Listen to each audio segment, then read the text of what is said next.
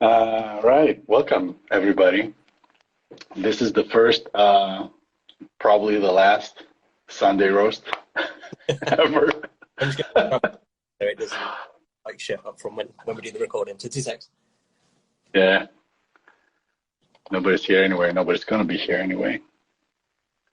I think the best way we can view comments is in There we go. loading up. Yeah, nice. Does that sound all right? Yeah. And I think like we don't have, there's no lag, so that's great. Also. Perfect. Cool. Yeah, I opened up the stream on a new tab just to make sure we can pay attention to, I don't know, comments and stuff, because it's going to be definitely very difficult to do that here. I've seen a lot of people like scrolling through comments and it's like that. It's impossible. So yeah, it's going to try to not get distracted and maybe read through that. So anyway, it's nice to finally meet you, man. Yeah, you too. Nice to finally meet you. Yeah, it's a long time coming, I guess. Yeah, two of the most massive cunts in the scene had to meet up eventually. Damn it, you got the cunt word out first. Yeah, I mean, why not? So yeah, no, it's been a pleasure hanging out with you on Discord so far. I think we're gonna. I hope we don't fuck this up really bad. My plan, We like, will. We definitely yeah, will. yeah, why not? I mean, I think the plan is like to basically just casually talk about shit, whatever. Yeah. And if anybody's, I don't even know who's in here, but yeah, good for you, whoever's out there. Yeah. Enjoy the shit show that this is going to be. Exactly, the shit show is happening. Yeah, no, I think we're gonna. I think we can start with the basics, like Yeah. a little bit of like introductions and whatever to get us in the mood. So since you joined my life, Okay. I'm gonna let you do the honors. No, I'll just put the pressure on.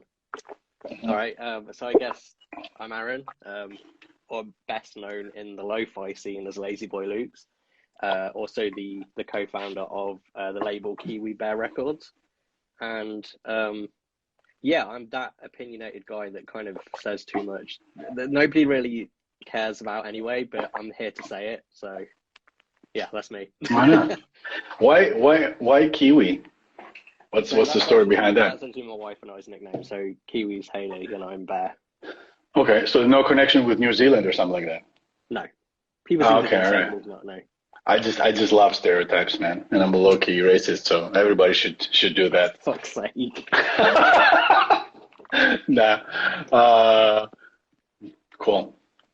Yeah. Well, to the people who don't know who I am, I guess everybody does. Yeah, it's Pueblo Vista. It's Paul. I don't know about lo-fi and stuff like that. It's been a great scene so far this past 4 or 5 years. That I've been included, or let's say happily accepted by people, because I'm far too new into this. I'm newer than any of you guys. Like you guys been doing shit like that for a while. I just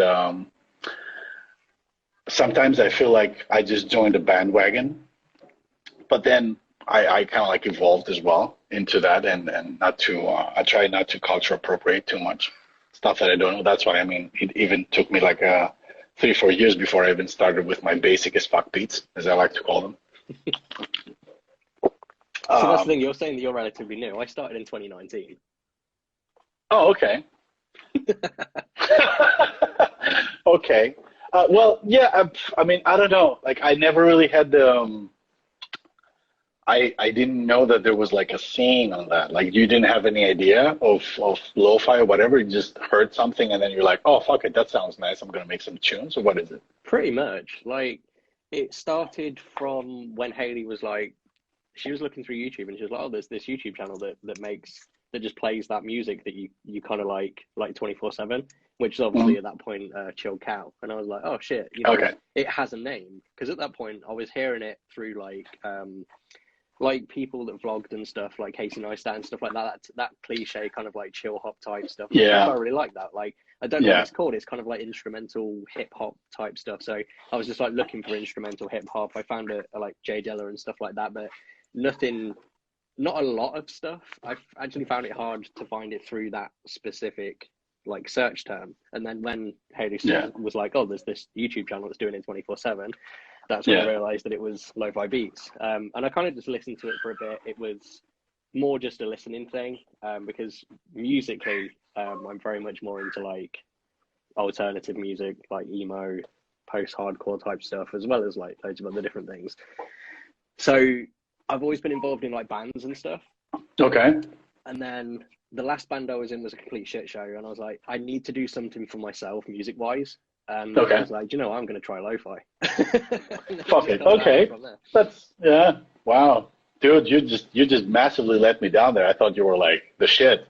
Yeah. I don't think there's a point. I don't think there's a point to continue this call right now. Yeah. Well, it's all good. So have a good Cheerio. It's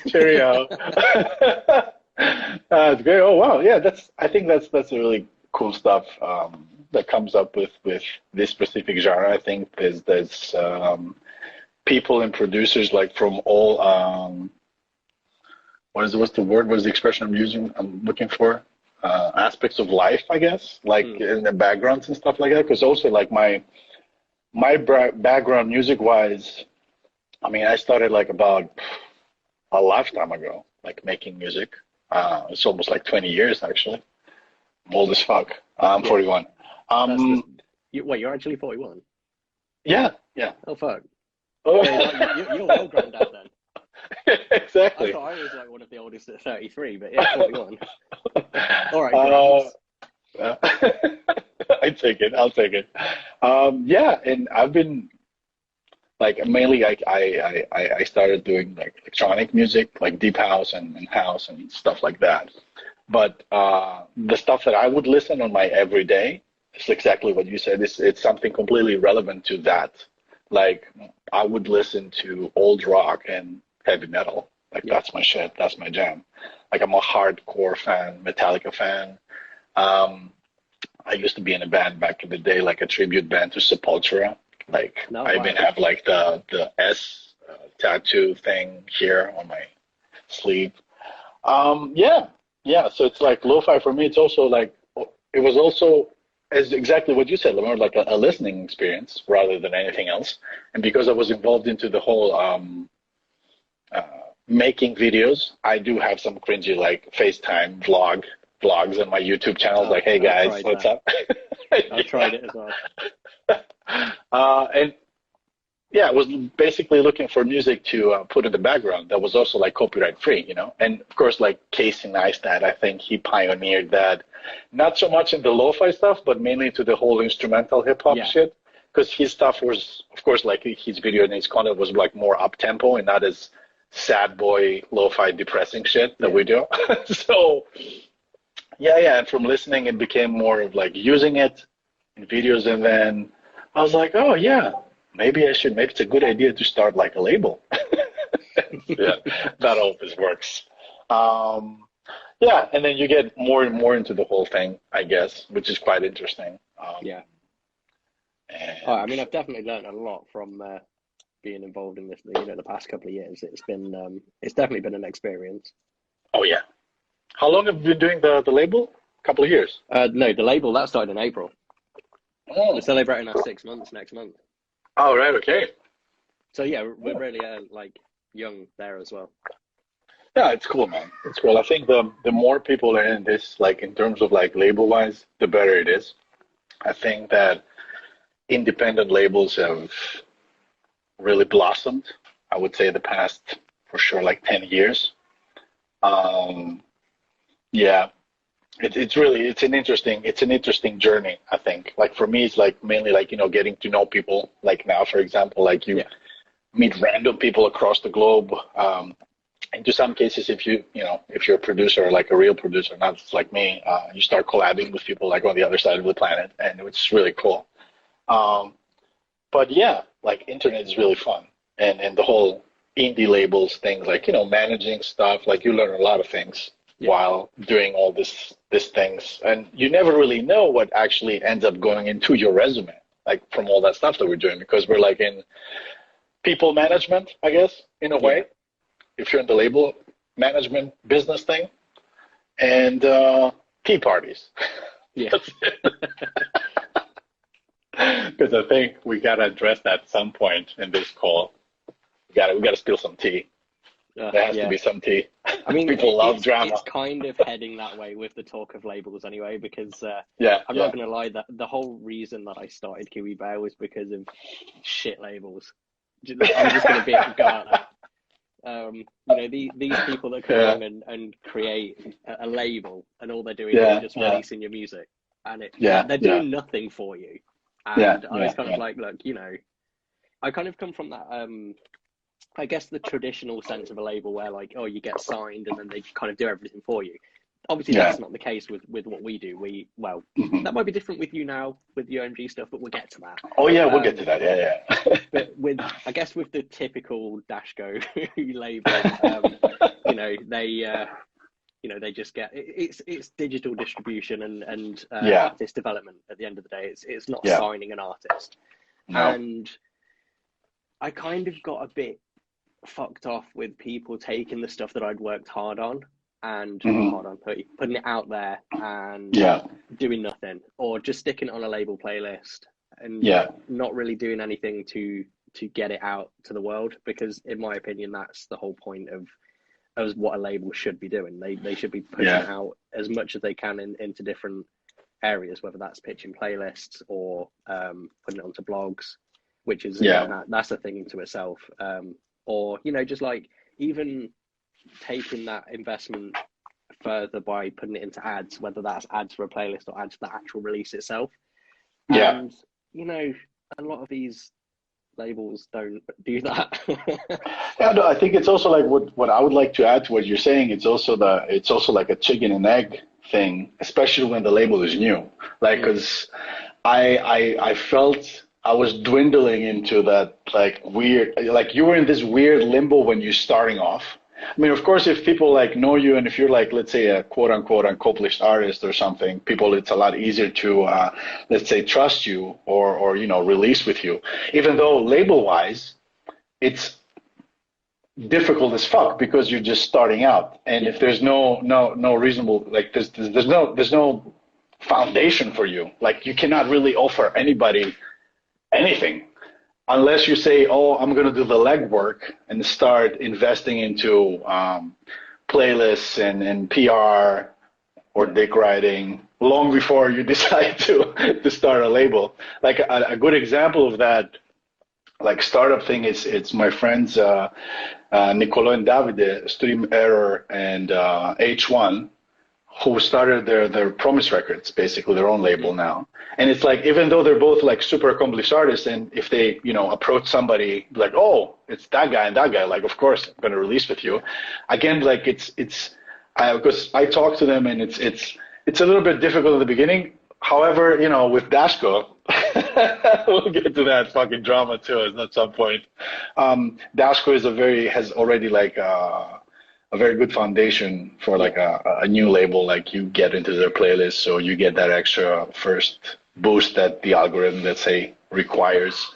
So it's fine. But when I started, for example, before I was in Dashco I was in DistroKid. Like I didn't know shit for shit. Like I had my own account on DistroKid, and then I started releasing my stuff, and then I talked to a few more guys, and then I'm like, oh, I need to upgrade now to 10 artists. And then, oh, I need to upgrade to 50 artists. Oh, shit, I need to upgrade to 100 artists.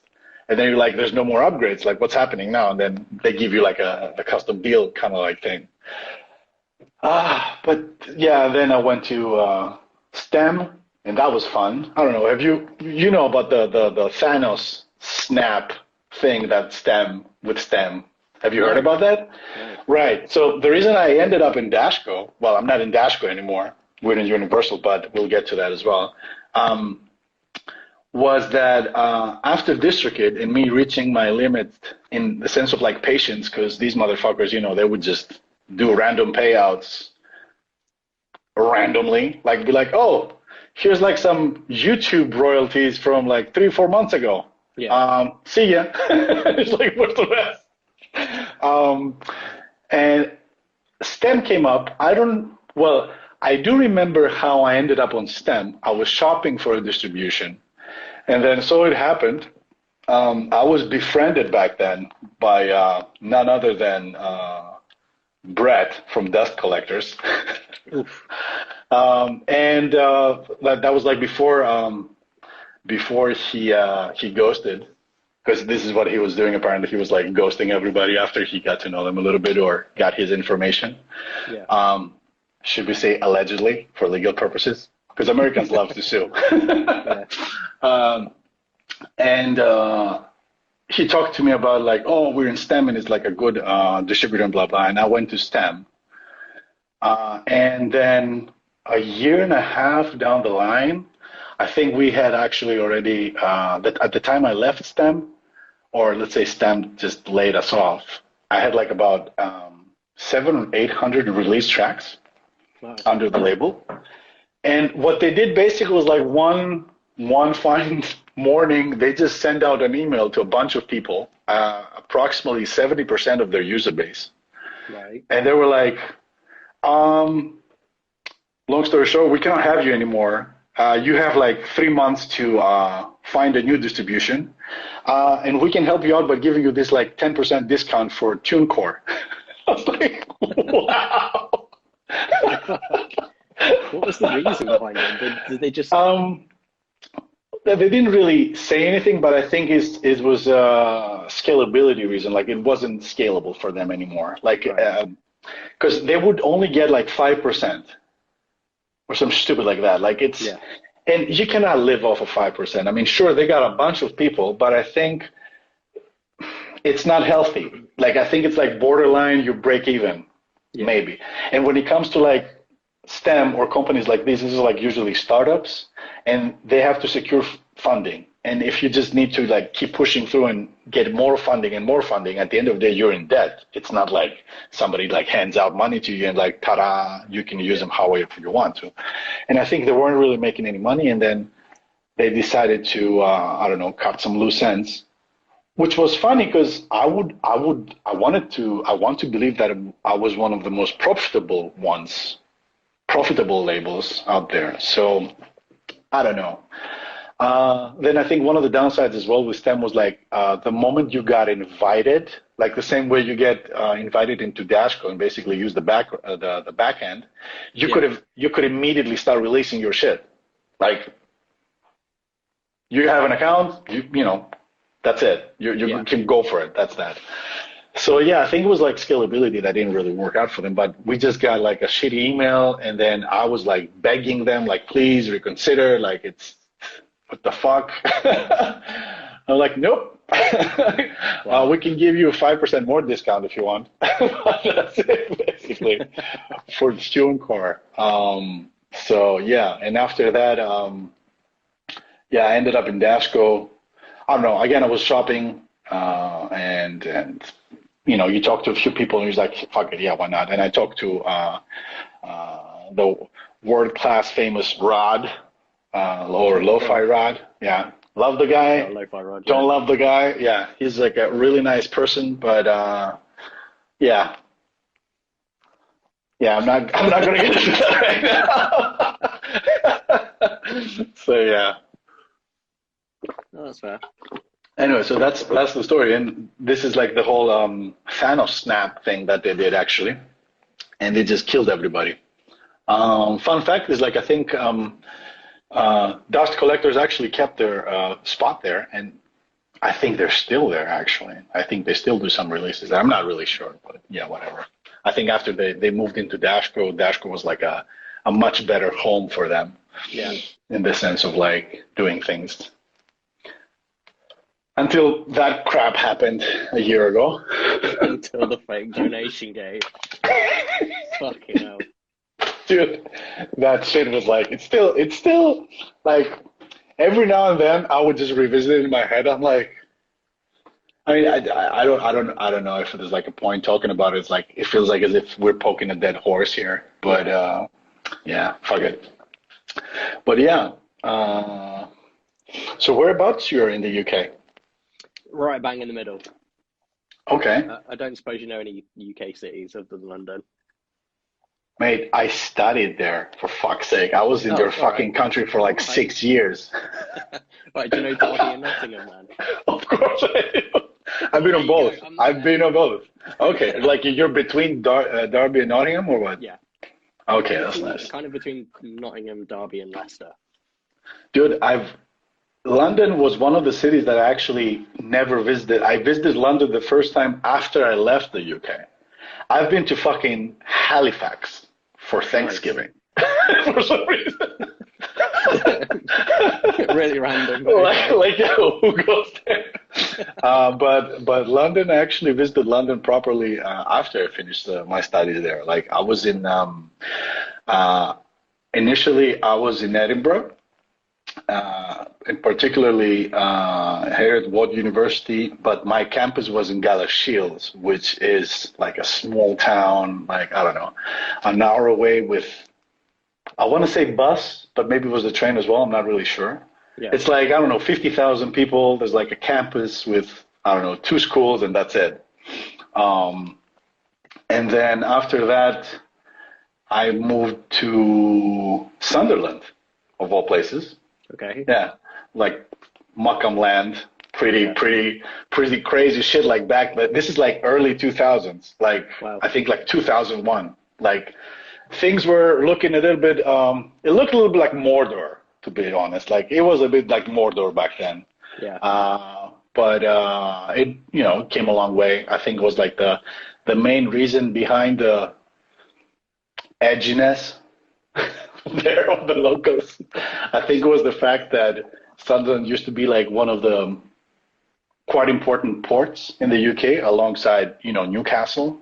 And then Iron Lady just decided to, tear that shit down, build a university there. It's like, fuck.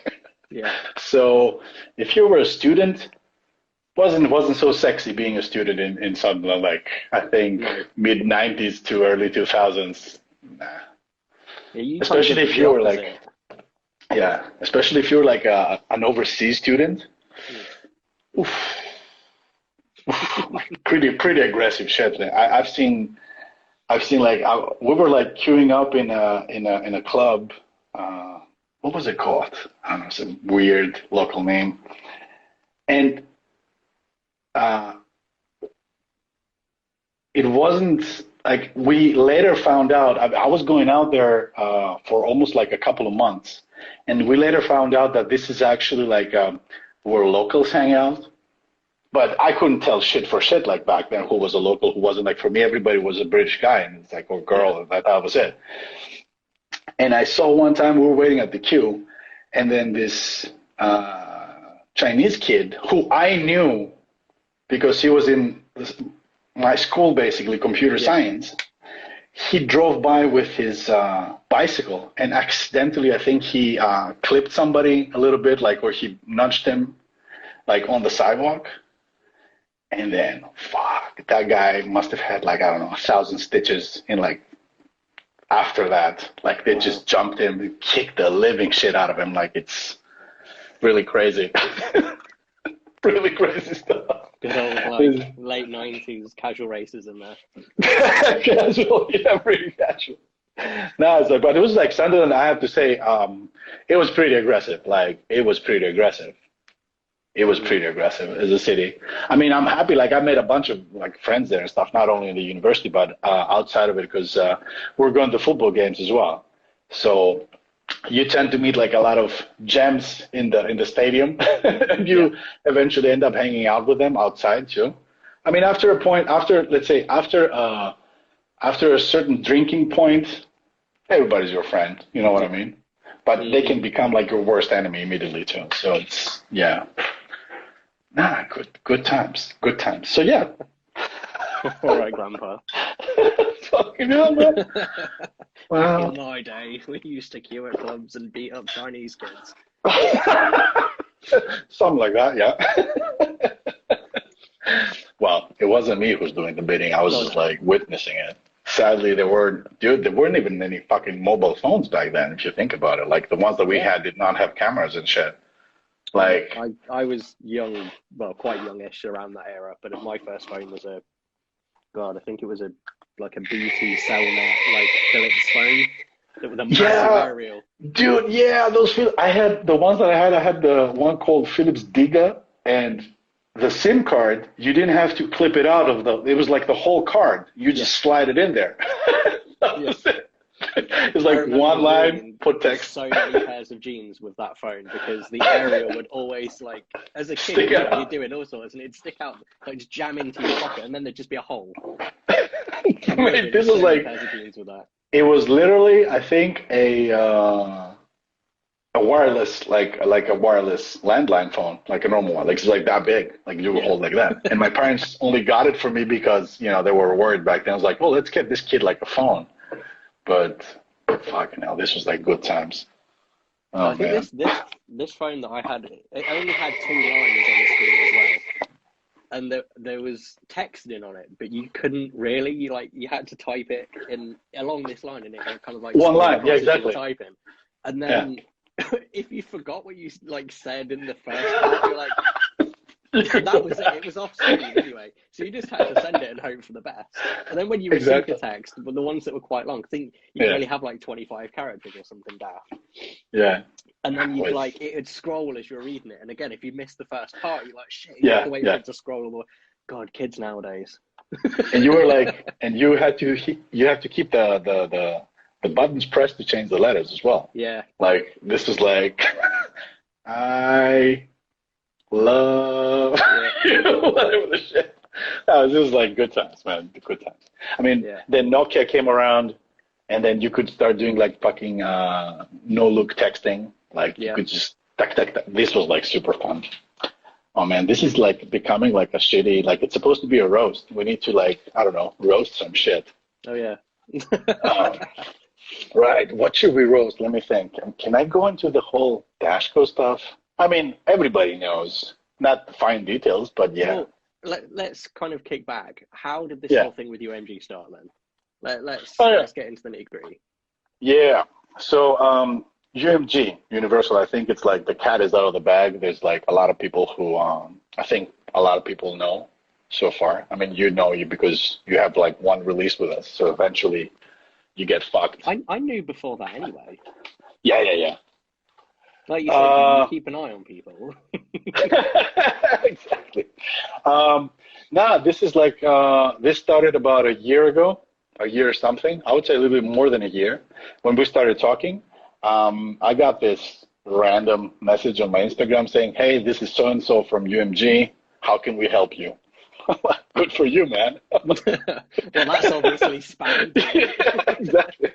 Like, I mean, to this day, I even tell them, like, or they say the person who said that to me is like, mate, like, you really have to work on your pitch. Like, you don't really say, how can I help you? Like, this is something that, I don't know, you go to a restaurant or you go to a coffee place and somebody comes in. They don't even ask you, like, how can I help you? You're there. So if you're in a restaurant, somebody says, what can I bring you? Like, what do you drink? What do you want to eat? You have to be more specific. Because I went on a call with that guy a week after that. Because I was like, fuck it, I'll bite. Let's see what happens. And it's like, what can I help you with? And I'm like, what do you mean? I'm like, musically, like, what is it? It's like, no, how can we help you? And I'm like, I'm really looking for.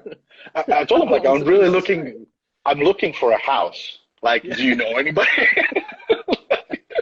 I said, I don't want you guys to give me money to buy one. I said, like, but if you know anyone that sells, like, I would genuinely be interested. Like, this is my area. This is my budget. Like, this is the square meters that I want. Like, what the fuck? You're real.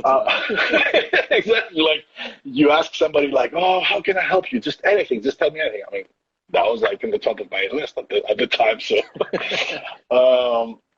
anyway, it apparently, it had to be related to music. So, yeah, it was like nothing too crazy. It was a distribution deal. And that eventually became a distribution deal on steroids in the sense of like, quick fast forward was like, we are still independent. Nobody bought us or anything like that because there's a little bit of a misconception. Like I came across a few people that were like, oh, so how much money did you get for, selling out to Universal? I'm like, first, it's none of your business. Secondly, I didn't sell out. So So yeah. Is it technically an imprint then? What? An imprint? No.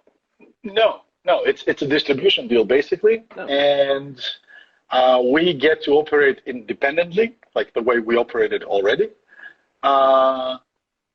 And we're allowed, or let's say we're provided with their network in the sense of like, I mean, I can talk to anybody that I want or that I know their email that can help me with something, whether this is like data or it's playlisting, but let's differentiate that, the playlisting. Let's get back to that because a lot of people might think like, oh my God, editorials. No, it's not. That's not it.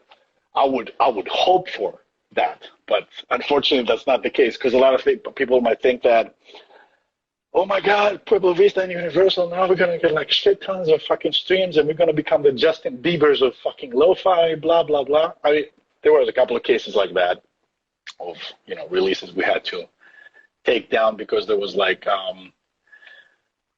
I would say wrong expectations, right? To be polite. So yeah, we can use their network, their resources, anything that that can quote unquote help the brand.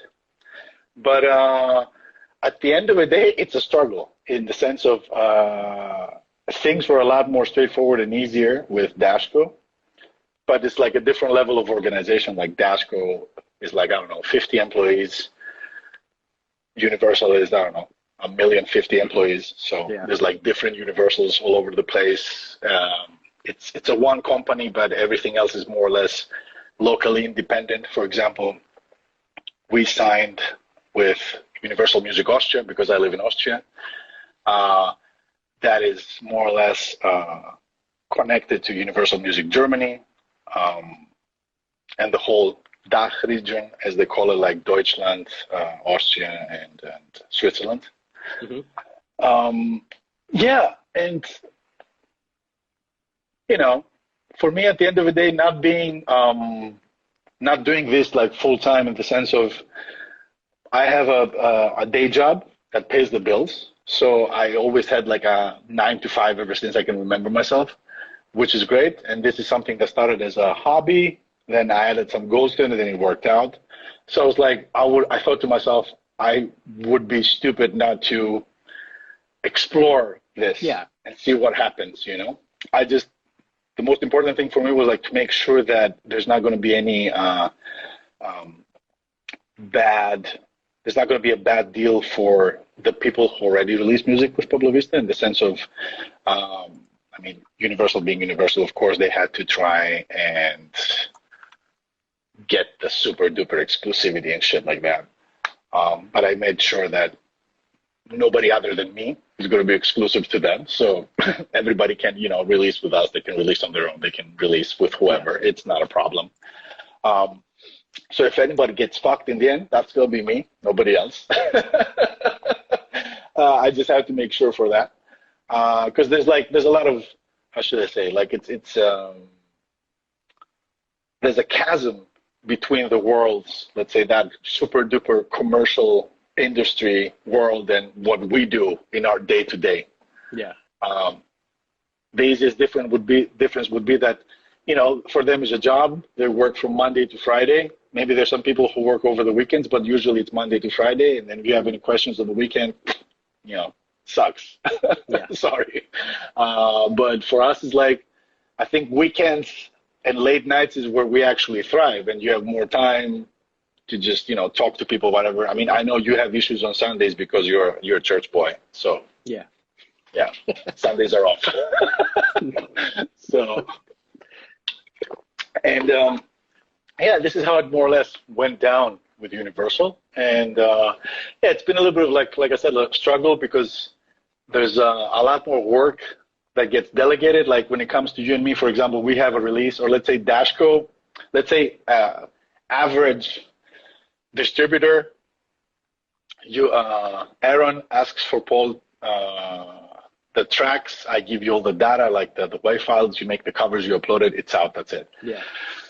With Universal, is like, I get the stuff, I upload it in one system, And then I need to, that one system, I need to make sure the metadata it's complete. And I send that to a guy. And then I send the data to another guy. And then they both send their shit to another guy who sends it to another guy. And then when all these guys or girls figure it out, then you might actually see it on your upcoming releases on Spotify for artists, by the way. And this takes a while. Like, there's been stuff that I would, upload on their system like 3 months ago and still don't show. I was like, guys, come on, painful. Man. Yeah, like, it's not just painful, like, how should I say, like, for me, because for me, like, or let's say as a label manager for working with an average distributor, like, you would do that, take it off your list, it's done, you don't have to worry about it anymore. Maybe you need to worry about a little bit of like a pre-save promotion or some shit like that, but then that's that.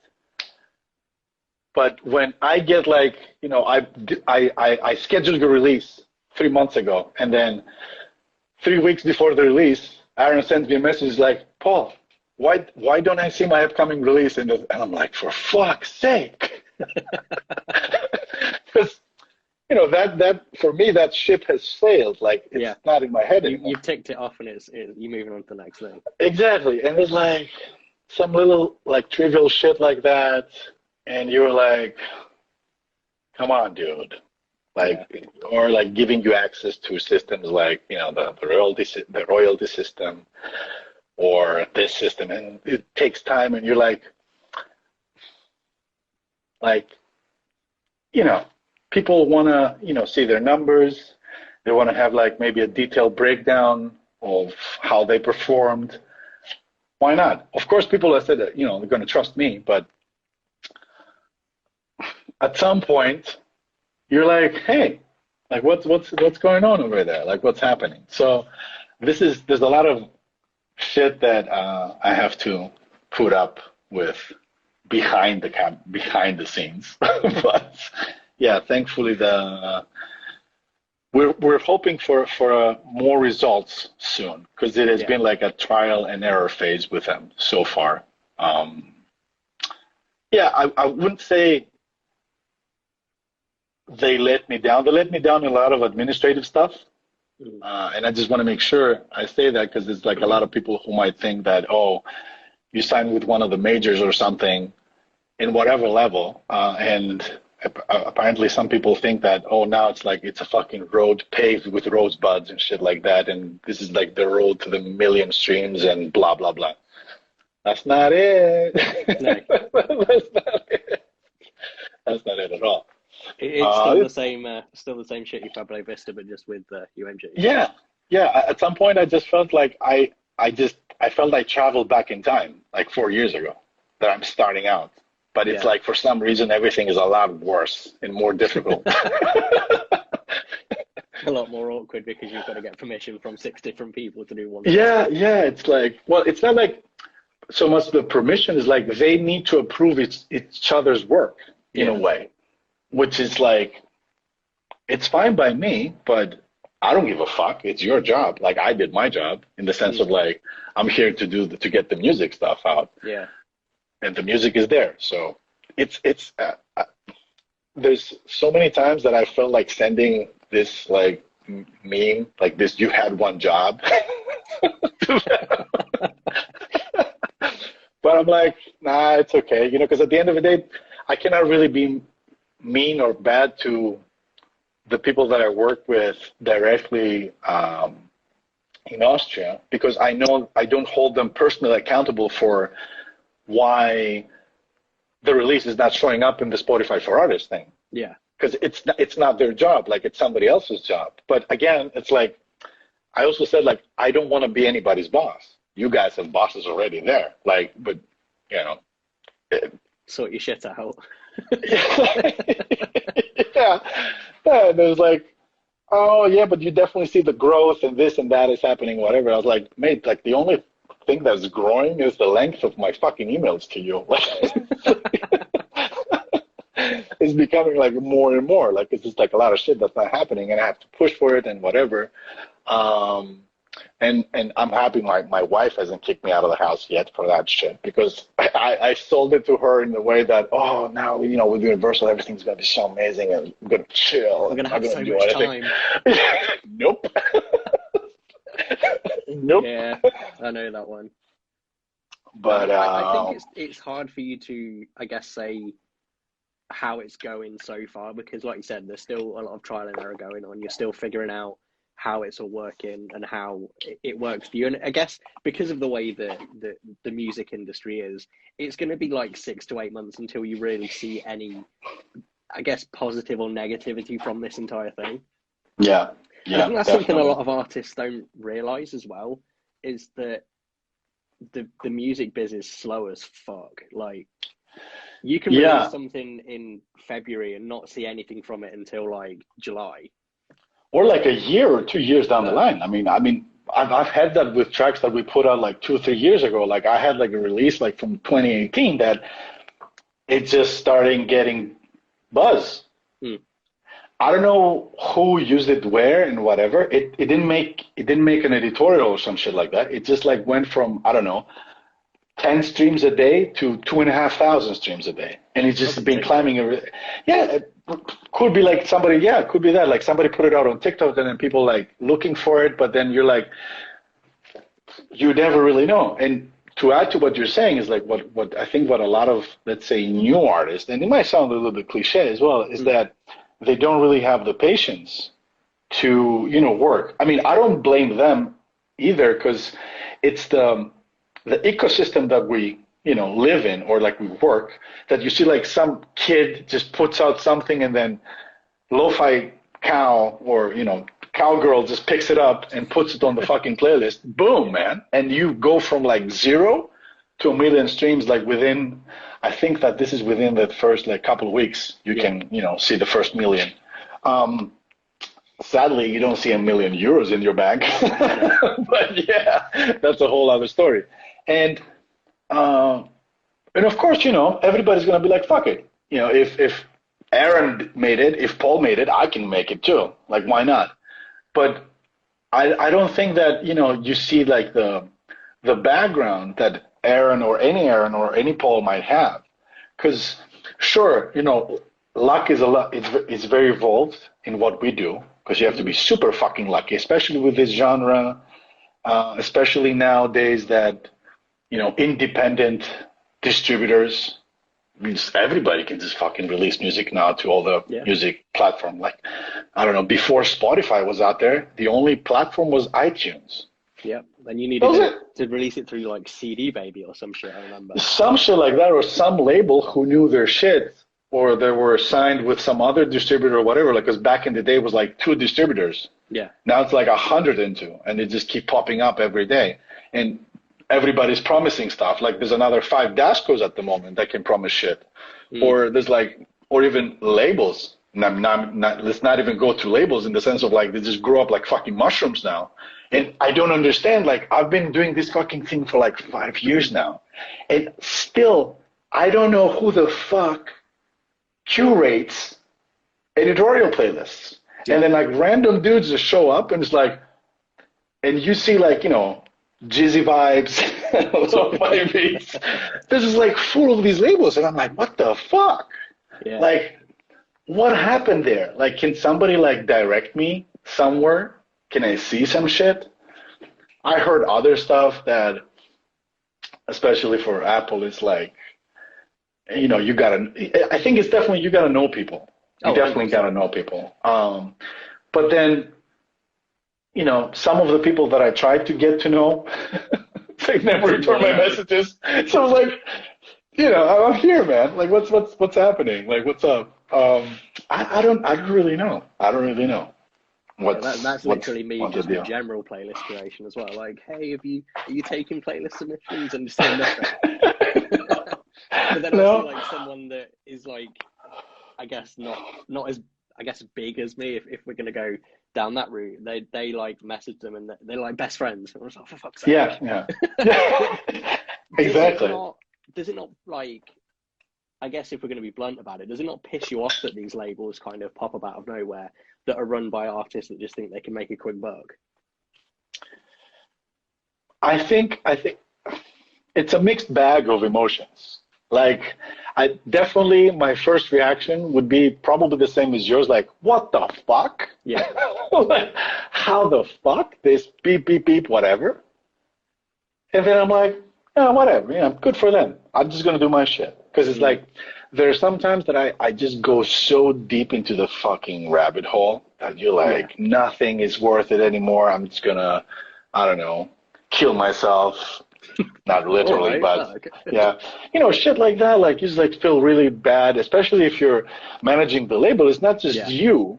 It's like there's other people that look up to you. What we said before, like you do this sort of like artist development because, as you said before, it's like there's no more this classic artist signing. This was like back in the 60s and the 70s that they would sign somebody and they would just blow you up because you had vinyl, records, shows, radios, shit like that. Nowadays, fuck it. With SoundCloud came up, boom. Your music is all over the world. Yeah. And you have all these other people looking up to you, and then because you have like a very direct, even friendly relationship with everybody, it's like, hey, Paul, what's happening there? What's that? It's just like. It's like that's why I say it's a mixed bag of whatever, because you start feeling pressured, you feel responsible, you feel like you're letting people know, letting people down. You feel depressed, you get anxiety, like it's fucked up. And then exactly like you see like fucking lo-fi, chili hoppy, Jeezy Beats records show up out of nowhere. It's like boom, 100K overnight. It's like what the fuck. Yeah. Like where did I go wrong in this? It's like, whose dick am I not sucking? Like, what's happening here? Yeah. So mostly Facebook ads. yeah. I mean, I don't really know. Like when it comes to like, for example, what I can be like really straightforward, and what really pisses me off in the whole thing is that the pie is big enough for everybody, literally everybody. So I don't really appreciate the whole gatekeeping that's happening. Yeah. In the sense of like, how should I say? It's not a fucking secret that you ran ads, bro. Yeah. I see your fucking ads on my Instagram feed every other scroll. Like I see them. Yeah. So when you come up to me, it's like, oh, I'm not going to let you know what's happening. And like, I've been building up my career for like 20, 30, 40, 50 years. And I'm like so embedded into this, blah, blah, blah, blah. Yeah. Go fuck yourself. Like it's ads. Like nobody, I didn't ask you to take screenshots of your Facebook business. Though that'd be nice. Trust me though, it doesn't really work with everybody the same. Like you can, it's like, how should I say? It's like a food recipe. Like you're gonna do a stew, I'm gonna do a stew. It's the ingredients, it's the the person who's cooking it. It's not gonna taste the same. So it's not gonna work out for both of us the same way. Like one of my best friends, he's into electronic music, and he has like a pretty dope label. I mean, I'm not gonna mention any names because he's like pretty creeped out and very what's the word I'm looking for? Anyway, fuck it. No, not cautious. Wary? Paranoid? Yeah, paranoid. I think superstitious. Right. That's the word. But yeah, you could say paranoid. Anyway, and there's like he's one of my best friends. Like even before the whole thing, we do labels and stuff like that. I known him for like 25 years, and we shoot ideas to each other all the time. Like I did this and I did that, and it was like, and shit that worked out for me did not work out for him, and vice versa. I mean, of course, in that case, it's like two completely different, I would say, even opposite genres. Lo-fi with deep house and shit like that. Yeah.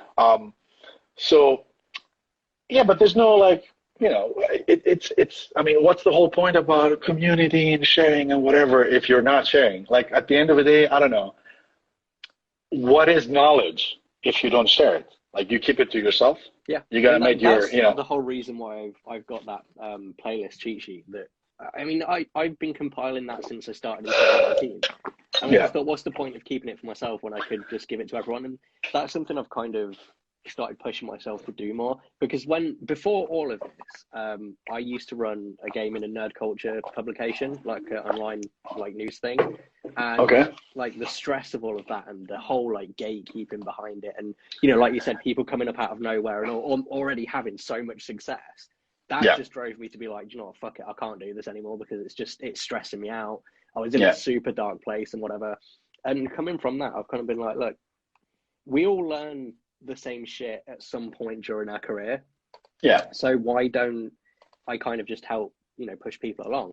And that's why I've got that playlist. That's why I'm doing the label. That's why, I've been joining stuff like this to talk about everything that's going on within this community, to try and make it like better, to stop shitty people ruining it for new producers, to stop people taking the piss out of these new producers. And it's, I'm pretty sure there's one laid back feline that we can both relate to when it comes to shitty people in the community. Yeah, definitely.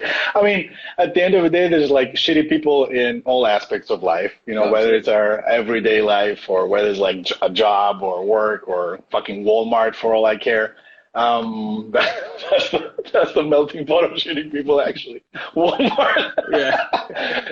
Shitty looking people. But anyway, I get, I don't know, and it's a lot of, I came across a lot of people who find it hard to actually believe that. I'm more happy when somebody makes it outside of, let's say, Pueblo Vista or the label, because this is the motto that I've been, the MO, my MO as a label as well, like that Pueblo Vista should be the stepping stone for whatever you do. I mean, maybe now, with Universal and all that shit, but, until things start falling into place, I cannot really say anything. And I won't consider myself being like a top dog or whatever when you have like, I don't know, chill hop music, whether we love to hate them or hate to love them or whatever, they set the trend, or maybe they set the mark for putting the business into the whole thing that we're doing, whether we like it or not. It's like the classic rags to riches, I guess, story, like starting from YouTube, going to, the guys will like, motherfuckers have like, they own a whole fucking building, there's like people working for them and shit like that. So, yeah. And I get more happy when somebody's going to, put out some stuff with us, and then this is going to help them out, getting them noticed, and they can, go and sign with somebody else and blow up even more. Yeah. I mean, there's like a bunch of, I think on my end, cases of people that I loved seeing how they progressed. One of them is like definitely one of my OGs. I think maybe he's watching, but I saw like a comment from him. I have a face, Francesco. Like, he was doing okay. He was getting a lot of love from Bootleg Boy back in the day, like back in 2018. Sad lo-fi shit, whatever. Really cool stuff. And then we started releasing. He entrusted me with a bunch of his music. We started releasing. We had like a plan. Like, I also like felt a little bit like I was as if I was managing him as an artist as well, but it wasn't like, it was a friendly relationship. We just like shoot ideas to each other and say, oh, this works. Because again, it's what I told you before, like I had just started out. And Francesco was like kind enough to say, okay, I'll release with you. Why not? So, yeah, and then we did some sort of like strategic releases with Hip Dozer. Like Hip Dozer was, when Hip Dozer was a thing back then. I think they're coming around now as well. As like they disappeared, I think, for a couple of years, which was great for the rest of us. A lot of love to Hip Dozer though. Like, they're one of the, I don't know, the OGs labels out there. And I'm happy to see that they reworked their contracts too. Because, that was like, they had some pretty interesting clauses in their contracts. Yeah. Anyway, and then, Francesco like blew up after that. Another guy is Eugenio Easy. Eugenio just went like we released a bunch of shit from him. Like I admire his patience, and also dealing with me with his quite limited at the time English. He almost like pissed me off in the beginning in the sense of he was really focused in a specific cover, and I was like, you know what, man, I don't want to argue with you. Like, take it somewhere else. It's okay. But yeah, after that, like we came a little bit closer together, started talking and some stuff, and then he out of the blue, he's like, boom, he's releasing with Cowgirl now. Well, he had like a couple of releases, but I loved seeing him going, blowing up even more because he's like a really fucking good producer. And not only like, he's also like an instrumentalist, like he can play like guitar, piano, stuff like that. And it's not like I think we've been past the whole sample flipping thing, especially when it comes to lo-fi. There's like all these new influences coming in. So yeah, I'm genuinely happy to see people like, make it. In the greatest sense of like, sharing knowledge. Like if something worked out for me, I'll tell you. Like you just need to ask. Yeah. I mean, why not? It's not like some fucking, I don't know, it's not fucking Area 51 and the Roswell incident and aliens and shit like that. So why not share the stuff that you know, and then we can, help each other out. And I mean, that's the whole point of a fucking community. Like, why would you promote the whole community when it comes to like the listeners and the producers? But when it comes to label owners, like, no. I mean, we're at each other's throats and fuck you. Go get shagged. Yeah, definitely not that at all. That's something I've been trying to build as well. Like, getting to know people like yourself and other label owners to, we kind of have that mutual understanding of what we're doing to try and get our artists out there. So it's like, hey, I've got a new release, you've got a new release. How can we work together to help each other out? Whether that's putting tracks on each other's playlists or, sharing something that, oh, look at what this label's done. And that's something that we've been trying to do with our label. Like rather than just keeping our artists to us and our releases to ourselves, hell, if an artist that released with us like 3 months ago has put something else out that we think is awesome, we'll share it and we'll say, hey, look at what our artists are doing. Exactly. Why not? Why sit there and be like, oh, why did they release that song with that label? Well, they could have done better with us. That kind of mentality, I don't think it's going to get you anywhere. I've had a long time looking at greener pastures and being like, well, why are they doing that better than me? Rather than actually trying to improve myself. And I guess over the past couple of years, I've just been like, you know what, I need to stay true to myself. I need to do what I do, and if I can share that with the world, then great. Yeah, I think that's the big secret at the end of the day. You just need to, stay in your lane, do your shit.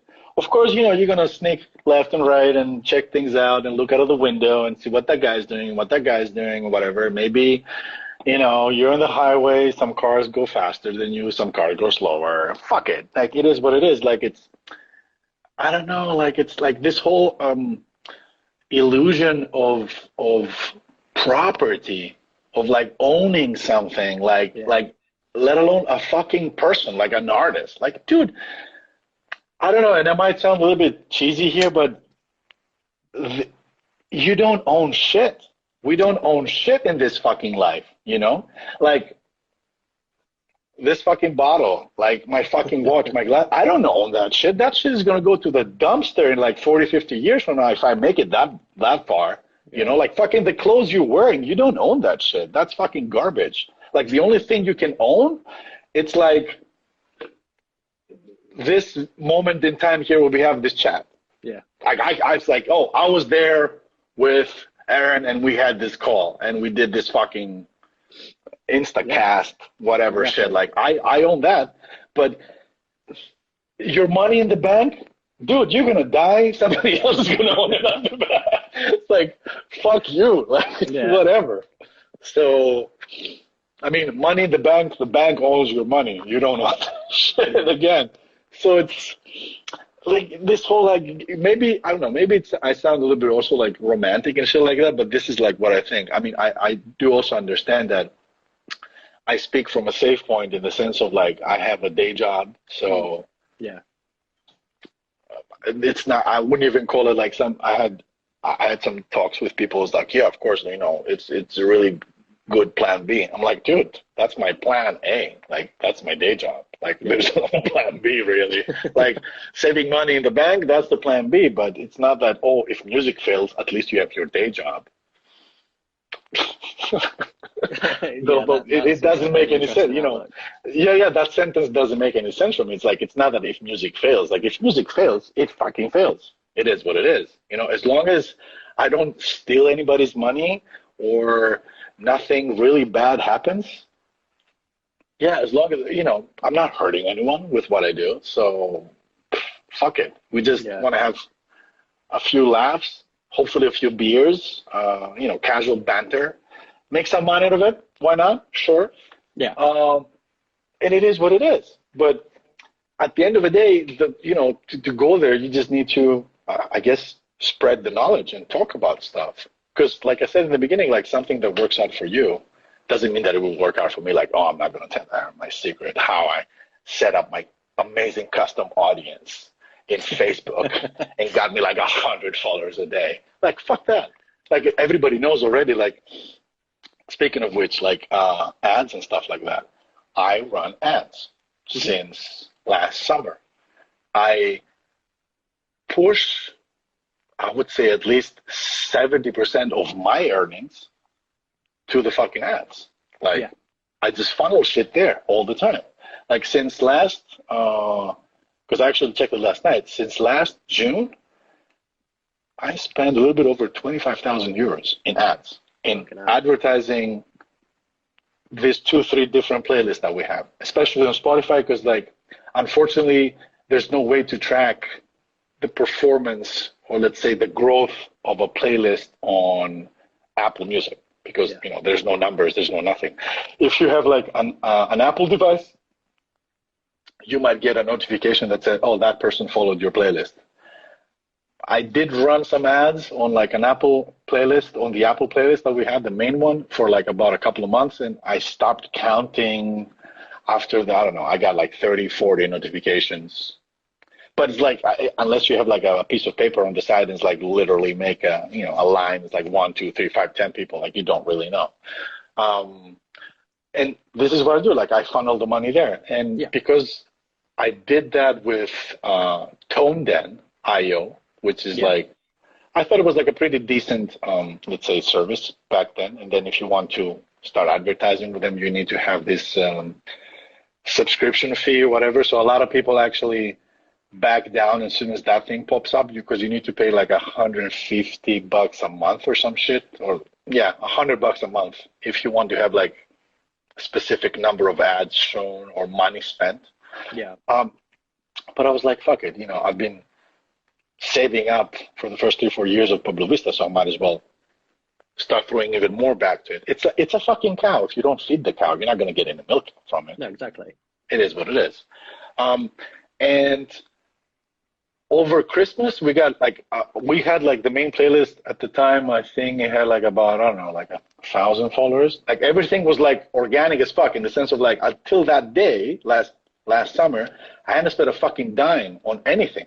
Yeah. Instagram, maybe I did some Instagram post ads, like, you know, where through the app on your phone, you just like, let's add some money to it for like a week or two, but that was it. Yeah. And then I was like, fuck it, let's go. So we had like about 1,000 followers there. I mean, the streams were not even nothing, whatever. Because most of the followers you get on Lo-Fi, it's other producers. Yeah. Other producers never listen to your shit. Nobody's listen. Like, they would just follow you just because we just love creeping up on people. It's like, well, let's see what that guy is doing. Let's see what that guy's doing. Or you know, the ToneDen follow gates as well for submitting. Exactly. And it went pretty well, like within the first year, until like Christmas. And I will say why. It was like really blowing up. I think we amassed about 19,000 followers.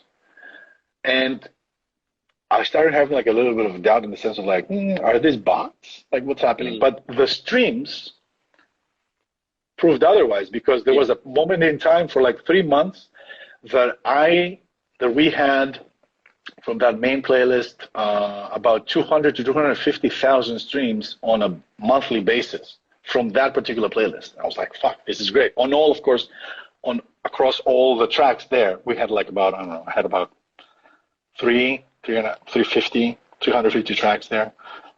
So it was like pretty decent numbers for like indie standalone, label. And then the whole Apple Facebook beef happened when Tim Cook really went balls deep on the Zook. And then the Zook was like, you know what? Fuck you. We're not going to change the private settings. And then Tim Cook was like, well, fuck you. And half of the traffic just disappeared. Like every Apple device user would start getting this privacy notifications or whatever. And of course, it could be something that you do every day. But as soon as you see like a notification, it's like, oh, this app is trying to get blah, blah, blah. Yes or no? Fuck it. You're like, no. Doesn't matter. Even though you have an account on Facebook, you gave up your rights to privacy like years ago, man. And that's when the fuckery starts happening. And then, like, I kept spending the same money on the same settings, on the same ad, and you would get like nothing. Like we were doing like about 100 to 150 followers per day, and the streams were there to prove the numbers. And then that dipped into, I don't know, like 15 followers a day. Yeah. And the streams were like, boop, like that. I was like, fuck. So there's a whole bunch of stuff you have to do now, especially with and now it's like, I don't know, I'm trying to revive it. I did secure some funding from my friends in Universal, so I'm just throwing a fuck ton of cash there. Now, to be like full disclosure, like I got about $5,000 to spend on ads, and because basically I was like, you guys need to get your shit together. It would be really helpful if you could, help us with our playlists. They were kind enough to provide that. So I'm just currently running a campaign for the next 3 months. I'm spending about like 50 euros a day on the main playlist, and I already see results. And I'm doing like lookalike audiences. So it's not just targeting everybody who has Spotify and listens to lo-fi music, but using your pixel data, you can have this sort of like lookalike audiences, so you can target people who are similar to, that's why it's called lookalike, who are similar to the audiences that already engaged with your content and in specific, countries and stuff like that. But it's really cool because it narrows it down to about, I don't know, the way that I narrowed it down is about to 4.8 million people, which is a pretty good sample than going like, you target the world. Like even if you spend like a fucking $1,000 a day, you're not going to get the same engagement that you were hoping for. So, again, ads, it's also like, it's a lot easy to say like, oh yeah, that motherfucker is like spending a fuck ton of money on ads. That's why he got followers. This is me a year ago, or maybe 2 years ago. I said that. And then you get into the whole ad thing, and it's like, but it doesn't matter. Like if you throw like $100 a day and you set up your ad like shit, you're just gonna lose $100 a day. The thing is, that's work in itself, correct? Like finding the right audience and the right people to target. Audience, people, like settings. Like I've watched like videos over videos on YouTube or like articles or whatever, like people explaining what a lookalike audience is and what the CPM is, the CRT and blah, blah, blah, blah, whatever. There is a rule of thumb that says, if, what is it? Cost per click. CPC. If your CPC is like more than 10 cents to the euro, to the dollar or whatever, then something's off. Like you should not go for that. It's expensive. The other thing that I found out, at least like for me again, that it's mainly that Instagram stories that work, because I tried Facebook, sort of like advertising both on Facebook and Instagram stories. And what Facebook does, it finds the cheapest cost and just pushes the bulk of it there. So it was like pushing 99% to Facebook and 1% on Instagram. Yeah. And then on Facebook, you get a bunch of clicks and a bunch of people visiting your, I don't know, Spotify list or the link that you have there, but nobody follows it for shit. I had They that. just don't. Right, on that note, I've just got to run to the bathroom because this toilet, this drink's gone right through me. So I'm just like, go for it, man. Go seconds. for it. Yeah, I'll keep up the live here with everybody else. Right. So I hope you guys find the discussion interesting so far. I mean, there's not a lot of you. It's like 11 people. I'm surprised we managed to have 10 people straight listening to that shit all this time. Yeah. Started off as a banter a little bit, and then now we're getting into the whole balls deep discussion about more music related subjects. I don't know if you guys have any questions or whatever. I have the live open up on my computer on a different tab because it's impossible to go through the questions here. So if you want to ask something specific, ask me or Aaron something very specific. Just go for it. I think I heard Aaron flush the toilet, actually. It's like, that's a pretty good microphone, by the way. YouTube ads. I've done YouTube ads for some shitty video that I had years ago, but I've never done YouTube ads to promote music because my YouTube, or let's say the Pueblo Vista YouTube channel, is pretty much dead. So I always thought that it would be pointless to run YouTube ads. TikTok ads. I have no idea. TikTok, I just made an account, I think 2 days ago. I'm just answering questions there.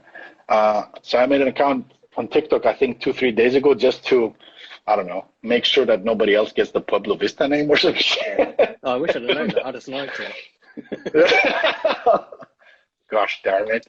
I got a TikTok business account to run some ads, but because it wanted me to load money in before we started running stuff, I was like, okay, I'll just wait until a royalty check comes through.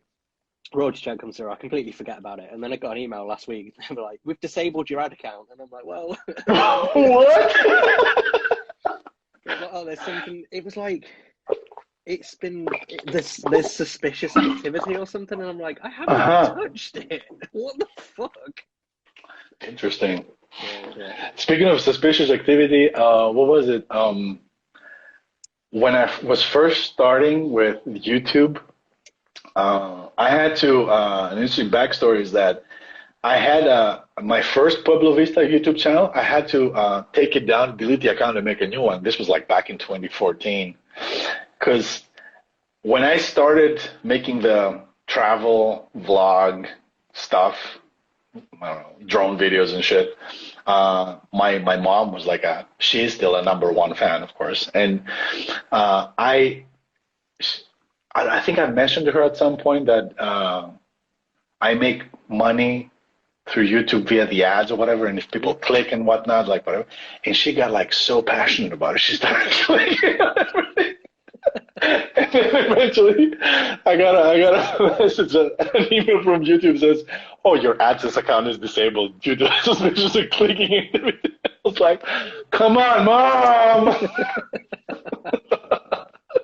But yeah, So, I mean, I you're can't the reason believe they changed the settings Yeah. on partner account. Yeah. I mean, I can't blame the woman. Like, she was like just trying to express love to what her kid was doing. I don't know. I guess like 10 years ago when I started like doing that stuff. So I was like, "Damn it, mom," because she was like really proud. I was making like, I don't know, 50 cents a day, which is, if you think about it, 50 cents a day. It's better than nothing. Like, you just make something or whatever. A lot of people say, "Look, oh yeah, I'm doing this whole like lo-fi shit or whatever for passive income." Dude, as long as you do work, it's not passive. Yeah. You do the work, it's not passive anymore. Sure, you can make some money out of your old stuff, whatever.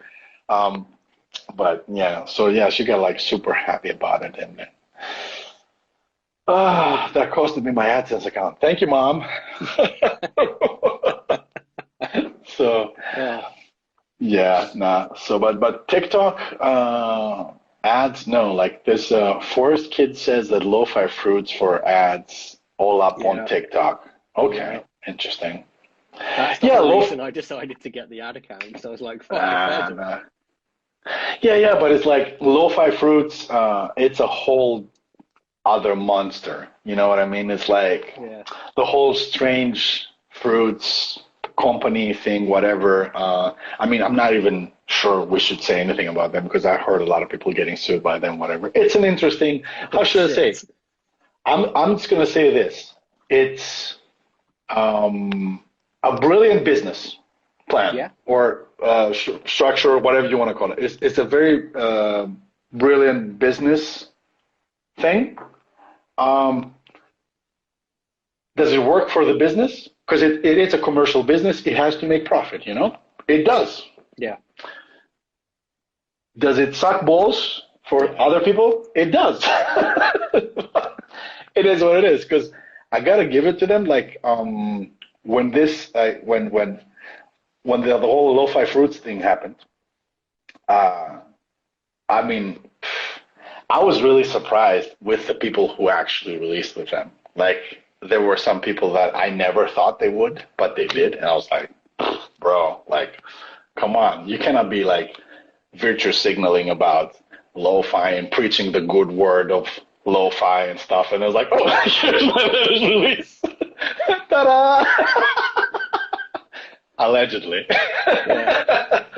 uh, so, you know, but you know the whole plan about the releases, right? So let's Yeah. just, maybe break it down for the people who don't know, people who consider releasing with them. Well, Um, you can't anymore. yeah, anymore, no, you can't anymore because I think after the whole thing Shit. Tits became, up. tits up, I think that's a good expression. They just stopped and they just focused on the covers. Yeah.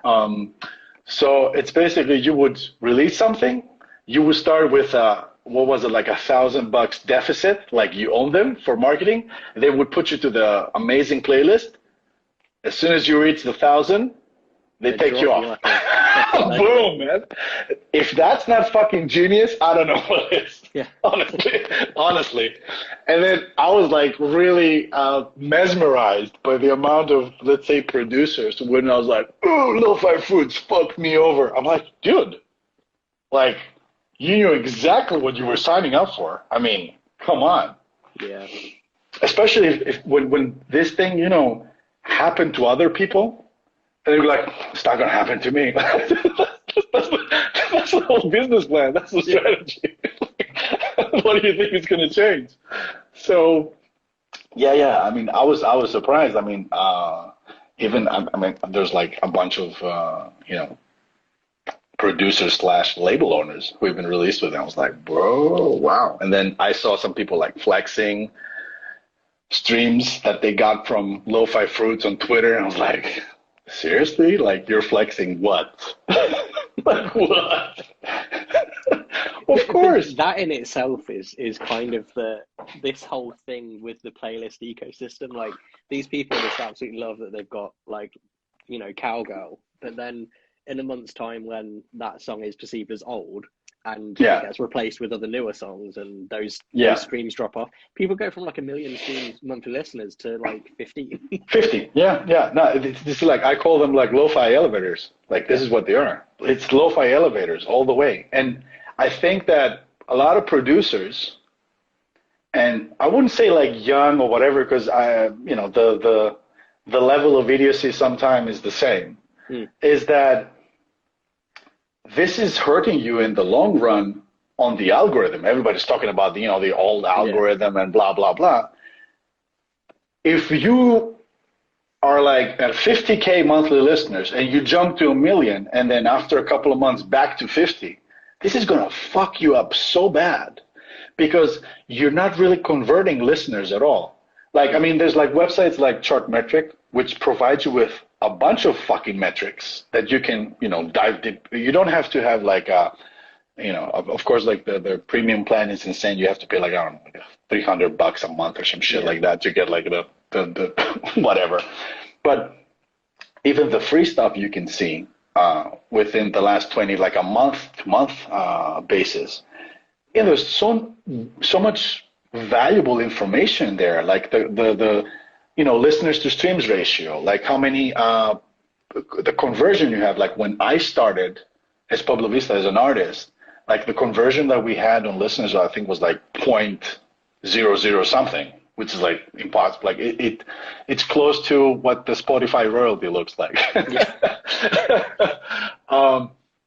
But now, after like 4 or 5 years of grinding 99% organically, this is turned into 3.5%. And then this puts you in this sort of like top 3% of artists on Spotify that make 95% of the streams throughout the platform. Yeah. But you keep going like this, it's like it's not really helping you out. Of course, I mean, don't get me wrong. I guess releasing music with cowgirl, lo-fi girl, chilled, whatever, chilled cow could be like a goal. I mean, for me, it was also a goal. Like as soon as the guy turned the label, I was like, yeah, why not? Like, having like, check mark. Like been there, done that. Sure, but the amount of flexing that people go into, I find it like, good for you. Live your life. You do you. Yeah. But at the end of the day, everybody knows you had 50,000 monthly listeners, mate, and you just released with Cowgirl. Of course, you're going to go to 1 million. But then you're going to drop from the 1 million and go back to 50 in like 3 months. Because as Aaron said, your shit is going to be relevant in 3 months from now or old. So you're going like this. They have to keep milking that cow. Exactly. Yeah, this puts you into this sort of like zone that you need to keep releasing with him, otherwise you get fucked. I think the same thing applies with chill beats as well. We all know that Ari is like very picky and shit like that, but it's the same. Like you need to keep releasing, and this is like one of the. I'm not going to mention any names out of respect. Like the issue that I ran with a producer at some point that. I think he just got very spoiled into getting X amount of streams and X amount of attention and X amount of engagement over a very short period of time. So when he came to us, it's like, oh, but I was expecting. I'm like, I never promised you anything. Yeah. But you're with Universal and Universal. I'm like, I'm not Justin Bieber making his own lo-fi label. I'm just a guy. And I'm very straightforward. I mean, to other people that they don't know, it's like, this huge document that I prepared for everybody. And I just send it out to everybody. It's like, here it is, read it. Like full disclosure, everything is there. If you have questions, read the document. Like there's nothing more, nothing less. Like I'm not promising you shit. I'm telling you exactly what it is. And then I started getting I got a little bit of, oh yeah, but I thought it was otherwise, and I'm not really sure you're running the label. But I'm like, dude, I got like a voice message on WhatsApp, and I was like, I heard the first 3 seconds, and I was like, I just immediately put, I'm like, dude, you can do whatever, with your stuff. Happily would take it down. But the moment you start talking about how I run this and around that, I'm like, yeah. You do it yourself for 5 years, see where that takes you, and then you can come to me and, criticize me. I mean, I'm not against constructive critique or critique on that matter, whether it's like positive or negative. But I would like that to be based on something, not just one release that you decided to do with us, because most of the people, and I'm pretty sure you can understand that, is like there's a lot of people that come to me nowadays and like because of the whole Universal thing, or like, oh, let's try this out. It doesn't work out. Like another thing that we can discuss apart from the lo-fi elevators is the fact that it's really important to and this is what I said to my guys as well, to limit the amount of labels you release with. If you would just want to release with everybody and see what everybody has to offer, good for you. Yeah. But this is going to hurt you in the long run because there's a lot of people who don't really know that that little field on Spotify or Apple Music where it says like label, the CNP basically, it's also taken into consideration. Like, because the algorithm is going to take that into consideration as well. See how many successful releases that label had, and drive it through the numbers and the people who release with them. So if Aaron releases with Pueblo Vista and Kiwi all the fucking time, and then something picks up, or like the label gets picked up in more editorials or whatnot, or the other algorithmically generated playlist is not just fucking lo-fi beats and Jeezy vibes. It's like, your daily mixes and New Music Fridays and Release Radar and all that stuff. Everything else is going to pick up. Like a lot of other releases are going to pick up. Or the This Is playlist. Apple Music has a similar one, but they kind of like keep it to very renowned artists. Not everybody has it. I heard that, and it's not confirmed, that Deezer is working on something like that as well, because of course, you got to follow the leaders on that. Yeah. But this is also important. So, like what I usually do when I get like a submission from somebody, for example, like I just go, creep up on their profiles and shit, and then you see like they would release with like 1,000 different labels. Like, come on. I mean, yeah, like I immediately have we talked about being like the whole ownership and whatever. Yeah.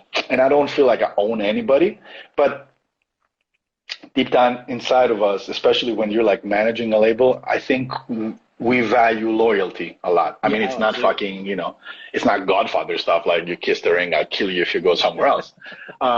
But loyalty is a thing. Like it's, you want to have loyal friends. You want to have a loyal partner. You want to have a loyal bank or whatever, but why not, having the same with, the artists that you release with? And it is what it is. Mm-hmm. Yeah, and a lot of people don't seem to understand that, because like there's a clusterfuck of elements that actually, mold you or mold the performance of your artist on all these streaming services. And not just like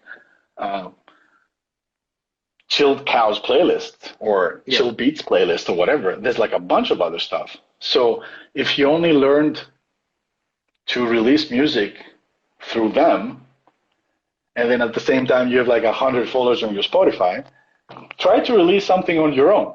See how that works out. Like that's when you're going to see the real numbers, or the people who really follow your music. Because the one thing that I'm happy to flex about is that when the whole Pueblo Vista thing started, 110% of the audience were passive listeners, meaning that every stream that you get comes from playlists. That's it. Yeah.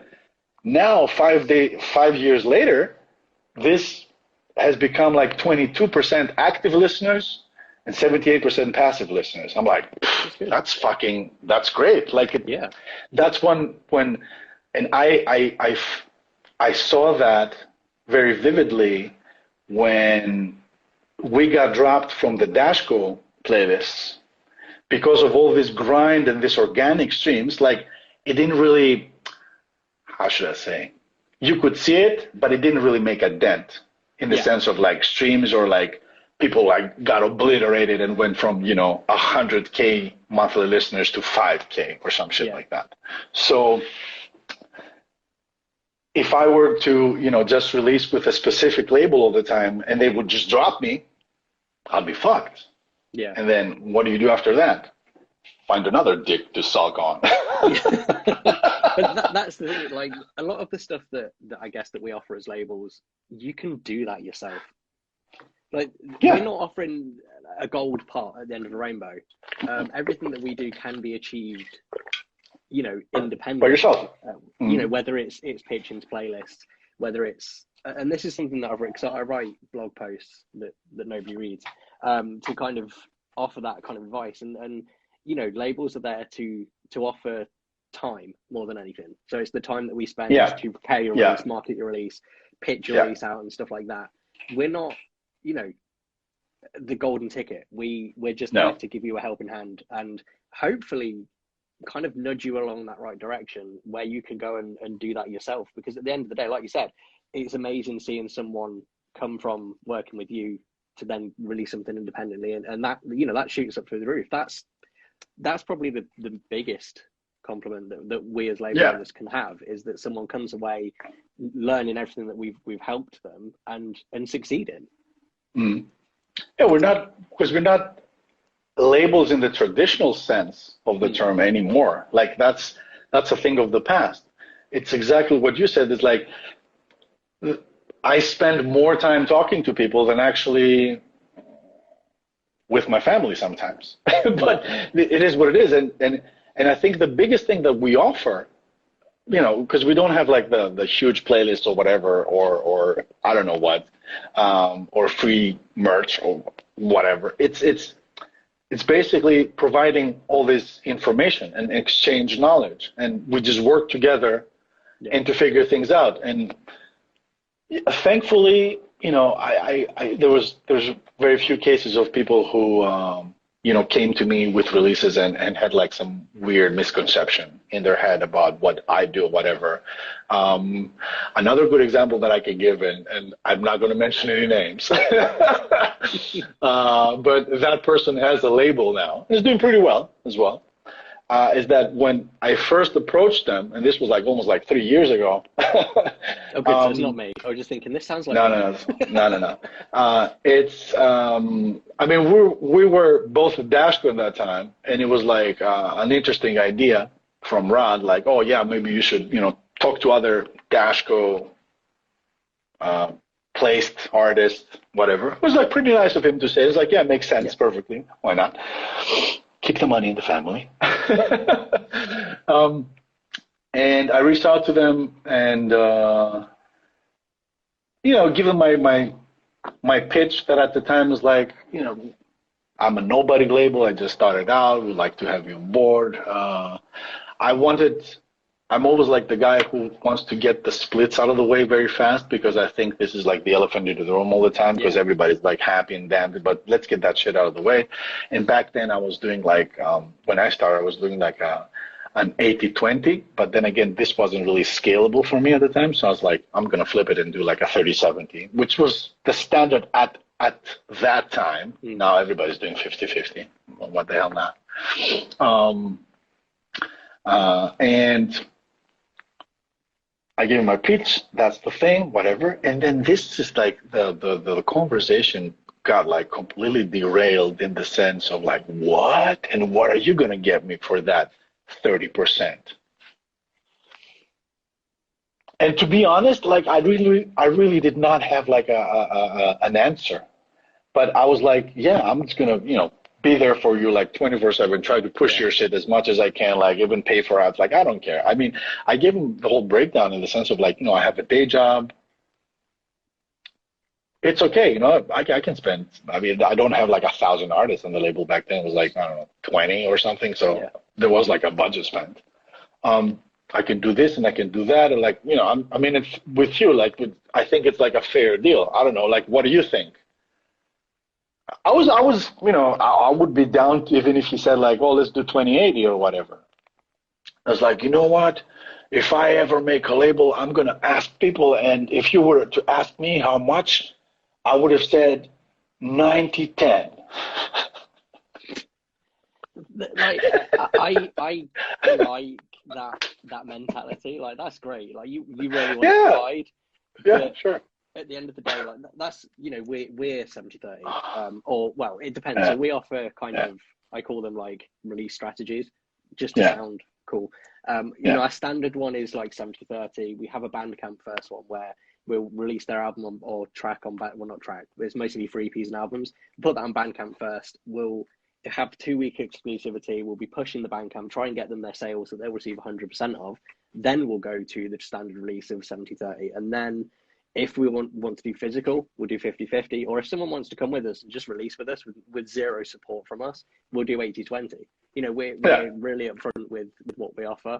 And I am that person that's like, what are you doing for that percentage that you're taking of my royalties? You know, I am that guy. But okay. Label, we've put that up front. We're like, yeah, we're taking 30%, but you know, we'll help provide artwork if you need it. We'll help with marketing. We'll help with any sort of artist stuff. We'll pitch to playlists. will help you with like a social media strategy and stuff like that. And being able to work, because I work from home, doing freelance marketing and stuff like that, I do have that time, and I have that availability to kind of, okay, well, I've done a couple of hours on this marketing stuff. I can move over to the label for a couple of hours. Exactly. And, use that time, which I know, like yourself, you've got 9 to 5. You don't have, I assume, the fortunate ability to do that. But... No, I do. Actually, I do 9 to 5 from home the past 5 years. It's great. It's great. It's really great. So perfect. I'm like, I'm in front of a screen 24/7. That's why I'm like, I'm reachable almost any given time, which again, well, it does suck. But if you think about it, how many fucking label owners do that for you? Like, you send them a message and they would reply with you with the next 5 minutes. Because I've heard of cases of people being complete dicks in the sense of like, oh, it's after 5, mate. I'll see you tomorrow. I'll get back to you tomorrow morning. It's like, what? Okay. But then somebody messaged me like at 8:30 in the morning, because not even to mention the fucking time zones, right? Because we're in Europe. Yeah, you and me have like an hour difference. But then I have a couple of guys in India. Somebody's like in fucking Malaysia. Somebody's in the States. Somebody's in fucking, well, South Africa is in the same thing with us. Somebody's fucking Argentina. There's not a fixed time for me. Like, good morning, good evening, like whatever, man. But this is part of the, I don't know, that 30% that I'm asking for. That I'm 24/7 fucking support. Or you want a shoulder to cry onto, you want to bitch about something, you have an idea, like you want to change your cover, or you thought again, oh, I'm going to change my artist name. Yeah, text me away. Yeah. I mean, I'm more available than your fucking mom. You know what? I try to keep some personal time, but it don't happen.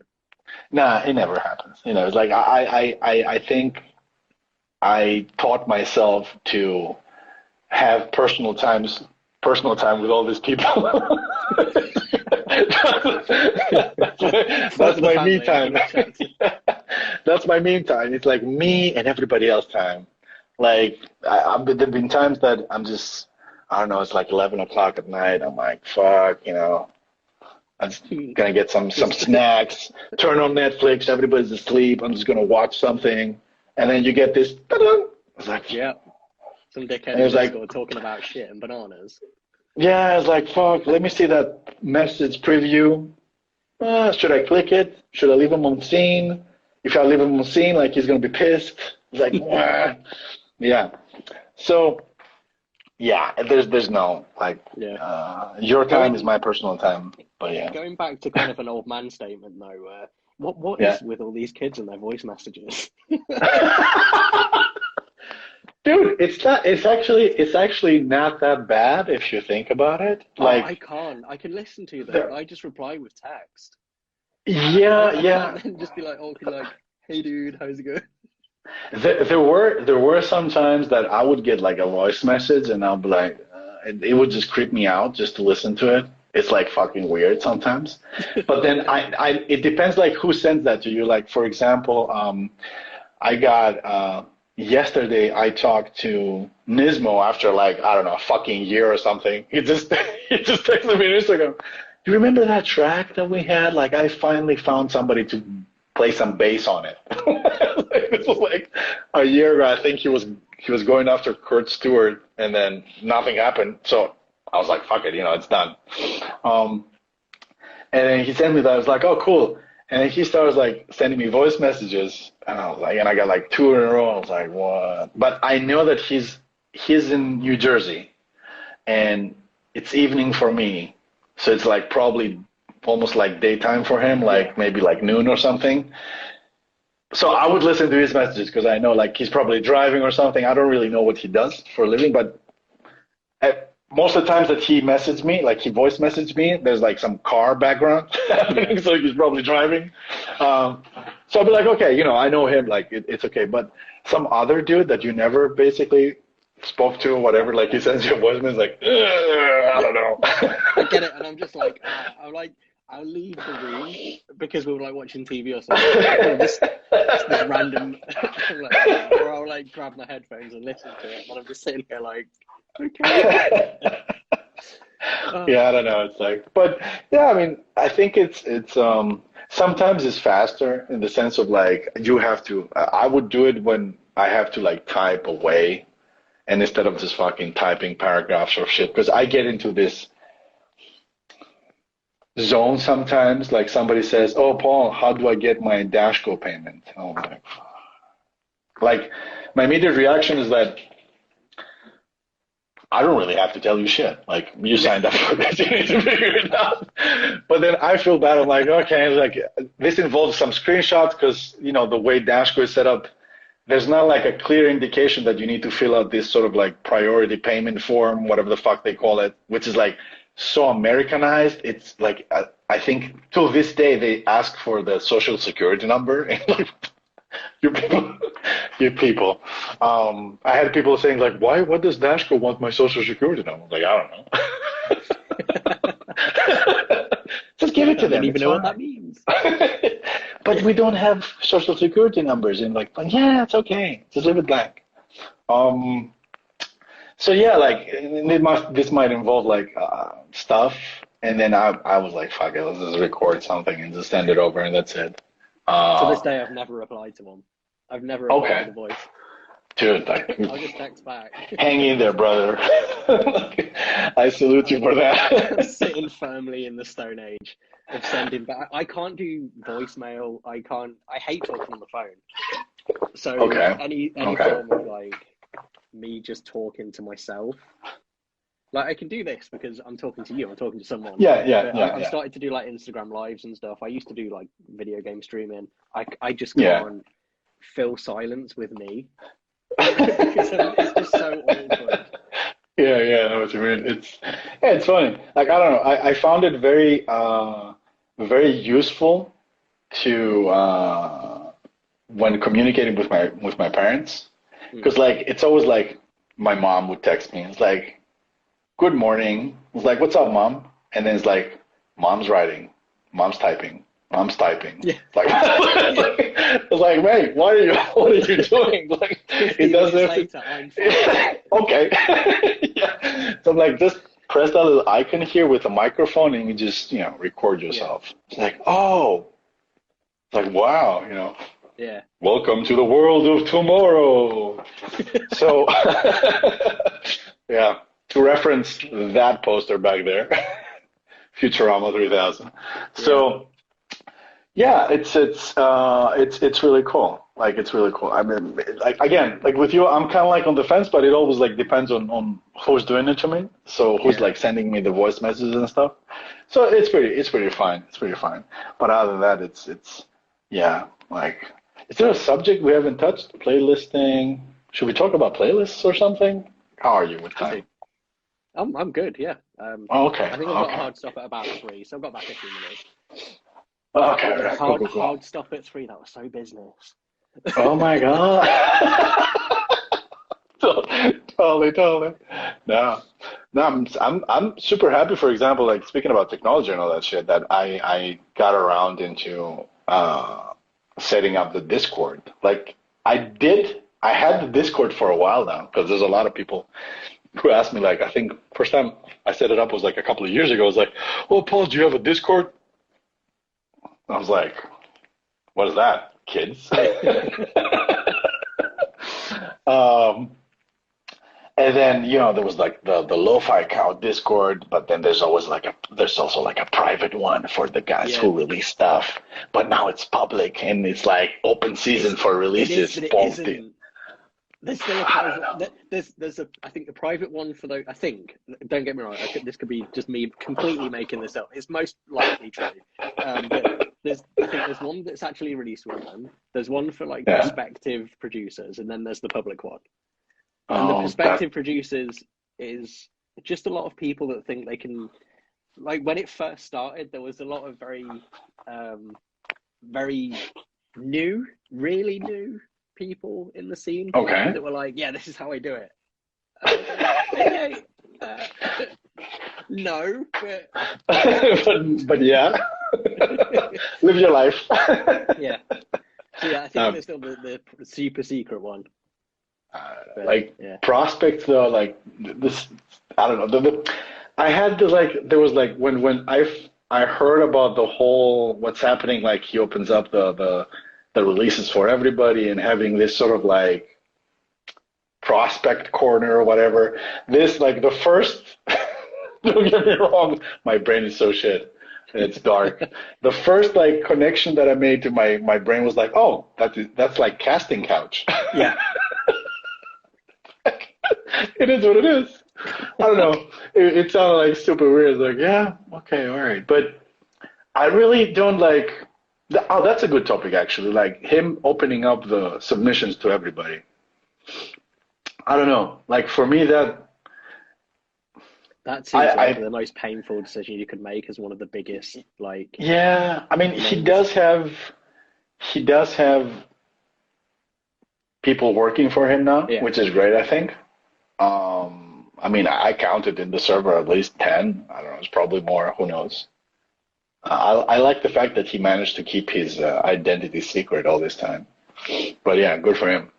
Um, but it's like I just found it like, meh, I don't know. Like like I said before, it's like open season. Like anybody can be a lo-fi girl, prospect, producer, release with him. Let's make some more lo-fi elevators while we're at it. I don't know. Isn't that kind of like the Suicide Girls hopeful series as well? Like you've got your hopeful Suicide Girls and your main Suicide Girls. It's Yes, like, yes, exactly. It's like I don't know. I mean, it's of course like everything is working well under the whole uh, I would say umbrella of like, oh, look what he's doing for the scene, and he was like really supportive or whatever. Yeah, but it's been clear for me from the very first day that it's all about money. It's always yeah. been about money and cash for him. Of course, there's like more good than bad, and Hmm. you're not hurting anybody if you want to get your bread. Like, get your fucking bread, sure, no problem. But if you really want to be a realist and maybe romantic or whatever, uh, it is what it is, all about money. So like yeah, like opening. I think you could at least. I mean, don't get me wrong. Like only offering releases to the people who make it to the server, or like you have a release with you. It's not that bad of a deal. You could say that it is a form of gatekeeping at the Yeah. same time, but it's not that bad when it comes to like gatekeeping of information, like to Hmm. what we do, like how we run the ads or what works for you, what works for me. That's I don't condone to that. But when it comes to like gatekeeping I think what they're doing though is releases, that they're curating a sound, and they yeah, don't just want to grab any old person and put that out there because it doesn't. If you listen to chill hop music, you're yeah, gonna get yeah, more of yeah, like your Stan Forbies, Brog Berrigans yeah, and stuff, and then chilled cow. You're gonna get more whoever sleepy releases stuff. with chilled cow. Yeah, Yeah, yeah, and that's not necessarily a bad thing. Like curating that sound, which is fine. But like you said, the gatekeeping with the information, and even in a sense the playlists, like some of yeah, these lo-fi labels that have absolutely massive playlists and all they're doing is releasing their own stuff on there. It's kind yeah, of yeah, like, eh, yeah, yeah, yeah. I really like.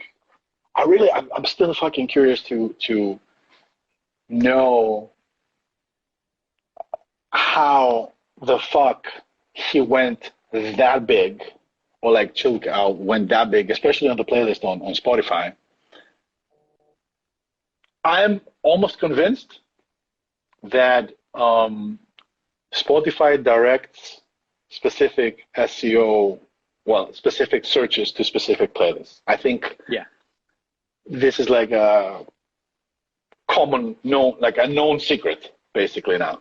Like, and of course, this is also behind a geolocation limitation or some shit like that, like depending where you are and stuff like that. I'm pretty sure, and this is what I keep telling to the Universal guys, for mm-hmm. example. Like I said, I don't know. I said to them, like, I don't know if you have any connections on Spotify, whatever, but I don't want to aim for Jeezy vibes, lo-fi beats. This is like, that's the first place that people go.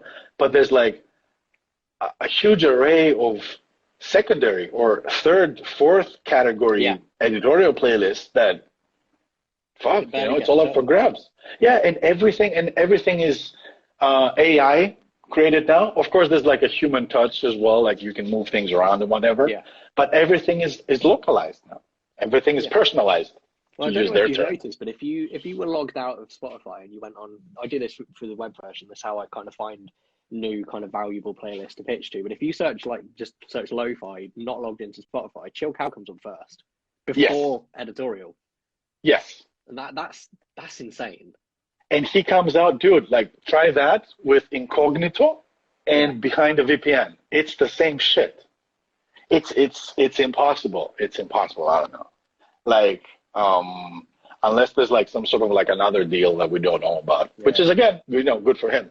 But I'm 100%, well, let's say 99.9% positive that there's like also selective redirection of search terms to specific playlists depending on what happens and stuff like that. Because I'd like to think that I tried every fucking trick in the book in the sense of like optimizing the keywords to the absolute fuck of optimization. Never worked. Try to include more popular tracks in the sense of like there was a time that I tried it for, and I tried this for like 3-4 months, to always have 30% of the tracks featured basically directly from lo-fi beats and jazz vibes. Yeah. Like, grab them from there. They work. Maybe how you place them in the order, like you need to put the most popular ones on the top or in the bottom or in the middle. No. Evenly spread them out. No.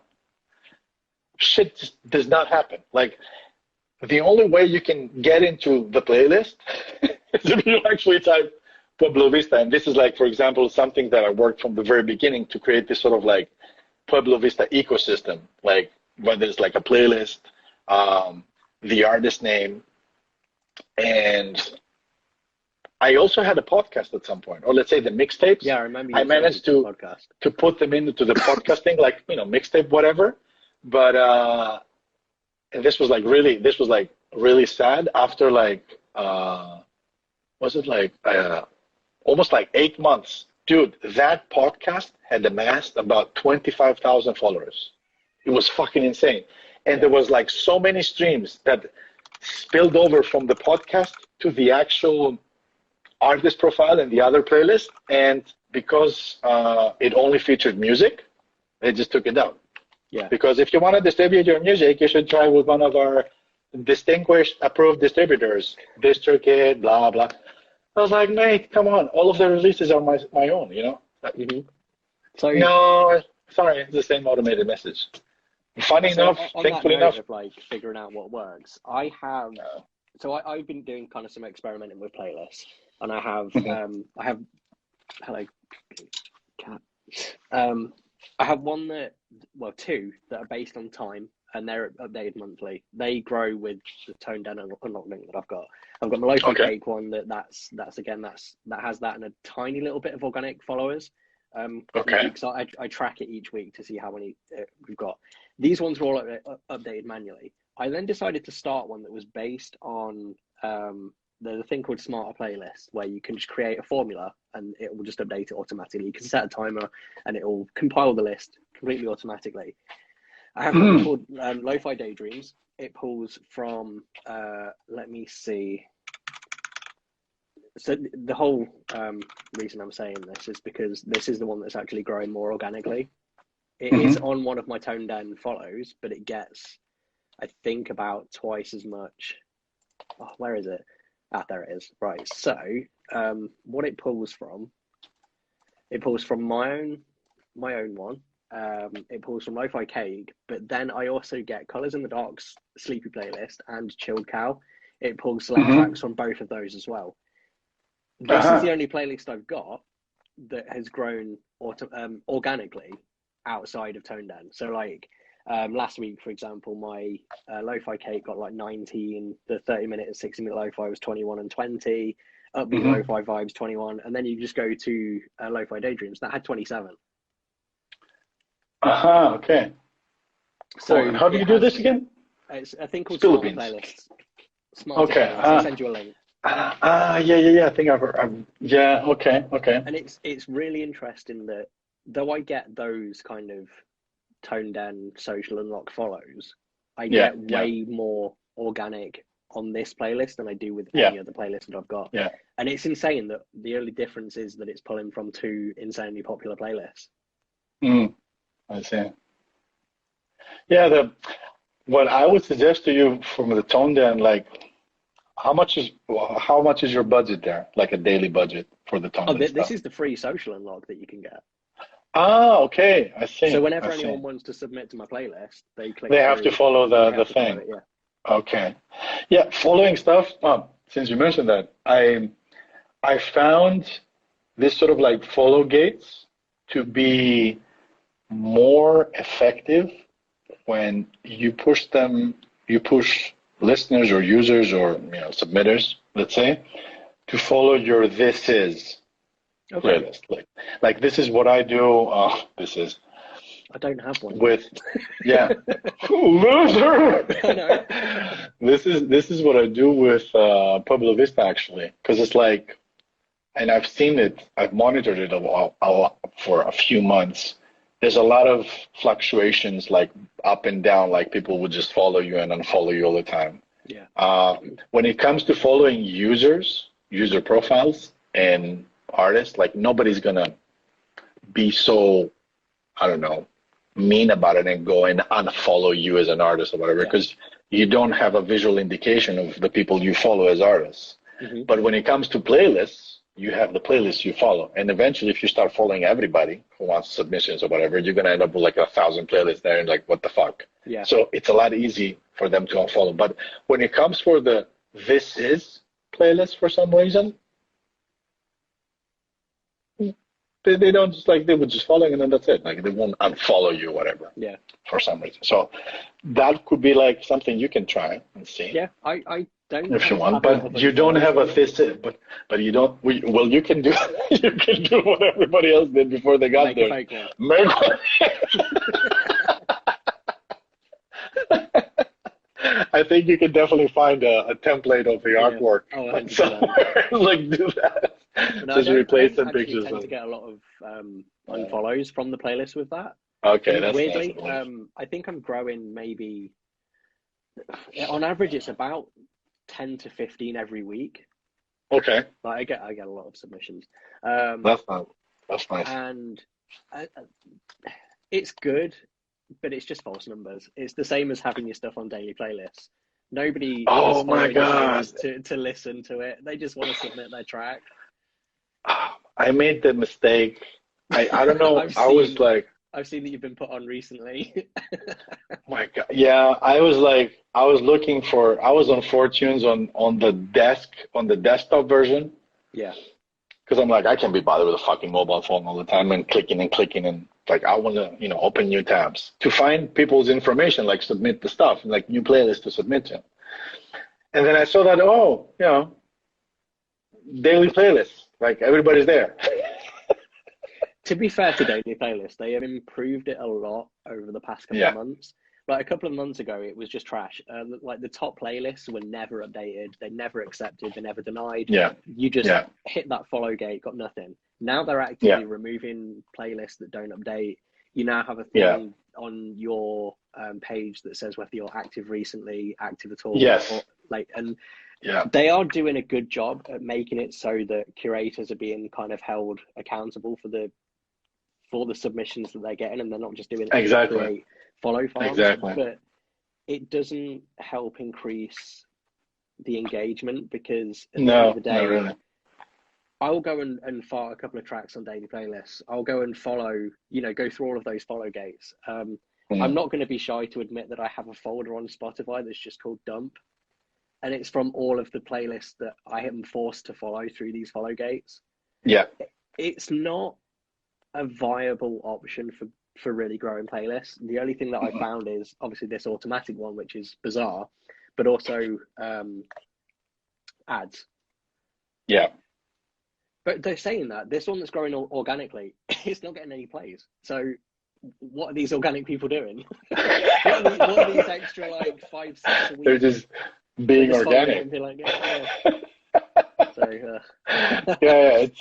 It's fucking insane. It's like I think I think we reached critical mass when it comes to lo-fi playlists. Like even when Universal told me like, "Oh, Paul, we're gonna set up our dynamic playlist," where I was like, "Yeah, that's like Good another luck. one."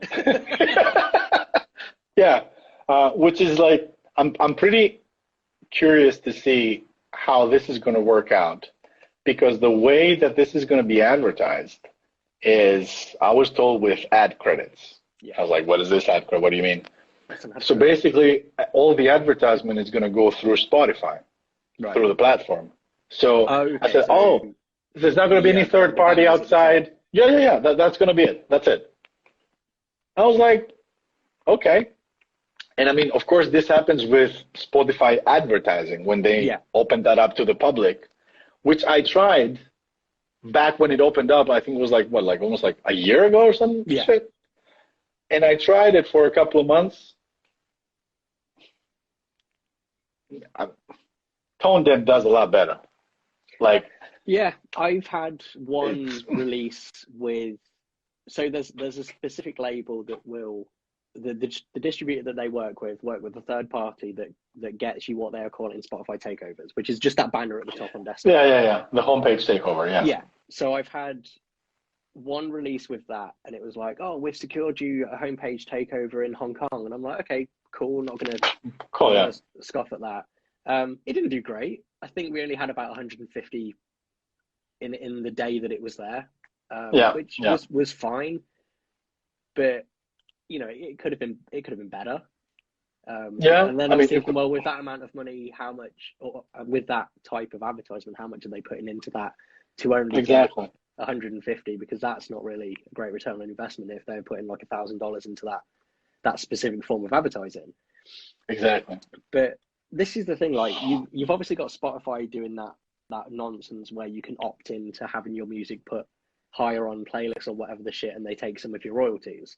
You've got Yeah, Spotify advertising, you've got Facebook advertising. Like everyone's catching wind about all of this, and like you said, it's getting insanely saturated, and it's getting to a yeah, point where you need to be incredibly unique in order yeah, to stand out from everyone that's either paying their way to the top yeah, or are just doing the same thing as everyone else. Whether that it's grabbing some samples from Splice, going on YouTube and finding some old record, or going digging for some yeah, samples. yeah, You've really yeah. got to push the boundaries of what you're doing, because there's just so many options for people to just sail past you with very Yeah. little talent.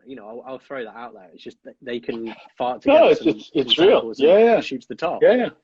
It's real. And don't forget that there's a lot of, let's say, famous lo-fi hip hop tracks that were made out of splice Yeah, samples. And yeah, it is what it is. And you don't really need much talent. It's like another what the fuck moment. Like what the yeah, fuck? Like that guy like downloaded yeah, that thing and that thing and that thing. You put them all together. You essentially have like I don't know 4 channels in your DAW. That's it. yeah. That's it. You, I mean, you do have to have like a little bit of like idea of what you're doing with your mix down or your mastering or whatever. Even though to actually also throw that out there, 99% of the people who are going to listen to your shit, they're fucking tone deaf or like they have no idea what they're listening to. Like you would just export this and listen it on your fucking earbuds and your earmuffs and whatever the fuck you want to call it, and you're gonna burn it on a CD and you're gonna go into the car and put it in the car in your mom's fucking stereo and whatever. And you're like, oh man, like that frequency, like between like 22 hertz and like 33 is like, I'm gonna go like fucking the limiter. I was like, and then some dude listens to it, is like, oh, sounds dope. Yeah. And that's it. That's it. And Yeah, they don't even I, know who I've you are. I've been guilty of like trying to sweating the mastering and mixing, and I kind of just realized, yeah, if it sounds good, Yeah, it's all right. dude, as long as it doesn't sound like it's great. But then Exactly. again, the more shitty it sounds, the better. It's lo-fi after all. Like it's supposed to sound shitty, right? There was this meme on TikTok last night that was like, "Oh, you're not lo-fi," and he's like, "I am lo-fi. I've got an SP404. There's a cat over there. I've got a Splice account," and I was like, "Oh fuck." That's, I mean, there's a lot of truth behind that. Yeah. Like, there's a lot of truth. The same guy did another one that was like, this song is like, he played the song and it was just a normal instrumental like hip hop, and they're like, that's not lo-fi. And then he was like, played it again, except it had vinyl crackle, it had birds in the background. That's it it, had man. all of that, like the low pass filter turned all the way up. And then he was like, oh yeah, lo-fi. That's exactly it. It's not lo-fi until you put the vinyl crackle and the chirping birds, man. That's it, man. And don't forget, like, you can skip the chirping birds and the lo-fi crackle as long as you have Japanese anime vocals there. Like, boom. Honestly, I've been guilty of all of this. Except I'm just this like shit where there's one track that it's a clip from Dragon Ball Z. No, the early Dragon Ball, and I think it's Goku asking Bulma why she's drooling at the guy on the TV, but because it's in Japanese. Yeah, I mean, lo-fi is all about cultural appropriation at the end of it. Think about it, like, we just make all this, try to find all this like Japanese artwork and like this sort of like Oriental shit and whatnot. It's like, at the end of the day, you don't know shit for shit. Like, if there's one thing that I understood from the whole anime thing, because I really dove deep this year, like watching anime stuff that, apart from your Princess Mononokes or whatever the fuck, like, you didn't, the Western world was only subjected to that because these were the ones that, Ghibli Studios basically made the anime commercial. Like, Japan, in terms of like people, culture, all that, it's something that none of us can imagine what it is. Mm-hmm. Like, you see like the cherry blossoms and the sakura, and it's like, oh, whatever, like, this is like, dude, just because you saw Tokyo Drift doesn't mean that you know how Japan looks like or what it is. Yeah. And it's like it needs a certain kind of, I don't know, culture, or like be embedded into something, or know the way they grow up to understand at the end of the day the whole anime. Like, for me, I don't know, like, watching more and more anime, I always found like there's a subtle hint of, I don't want to sound weird, but I would say like pedophilia and that stuff. Like, you would see like everything is a little bit like sexualized in a way. And you're like, is there something there? Like, is there like kids liking other kids, or like, is there like an emotion between like the... There's a specific scene from the early Dragon Ball that always stands out to me, and it's when Kid Goku sees, I can't remember what the girl's name is, but it's a young girl at that time, and she falls over and her skirt comes up, and he just looks at her pants, and then he like slaps it.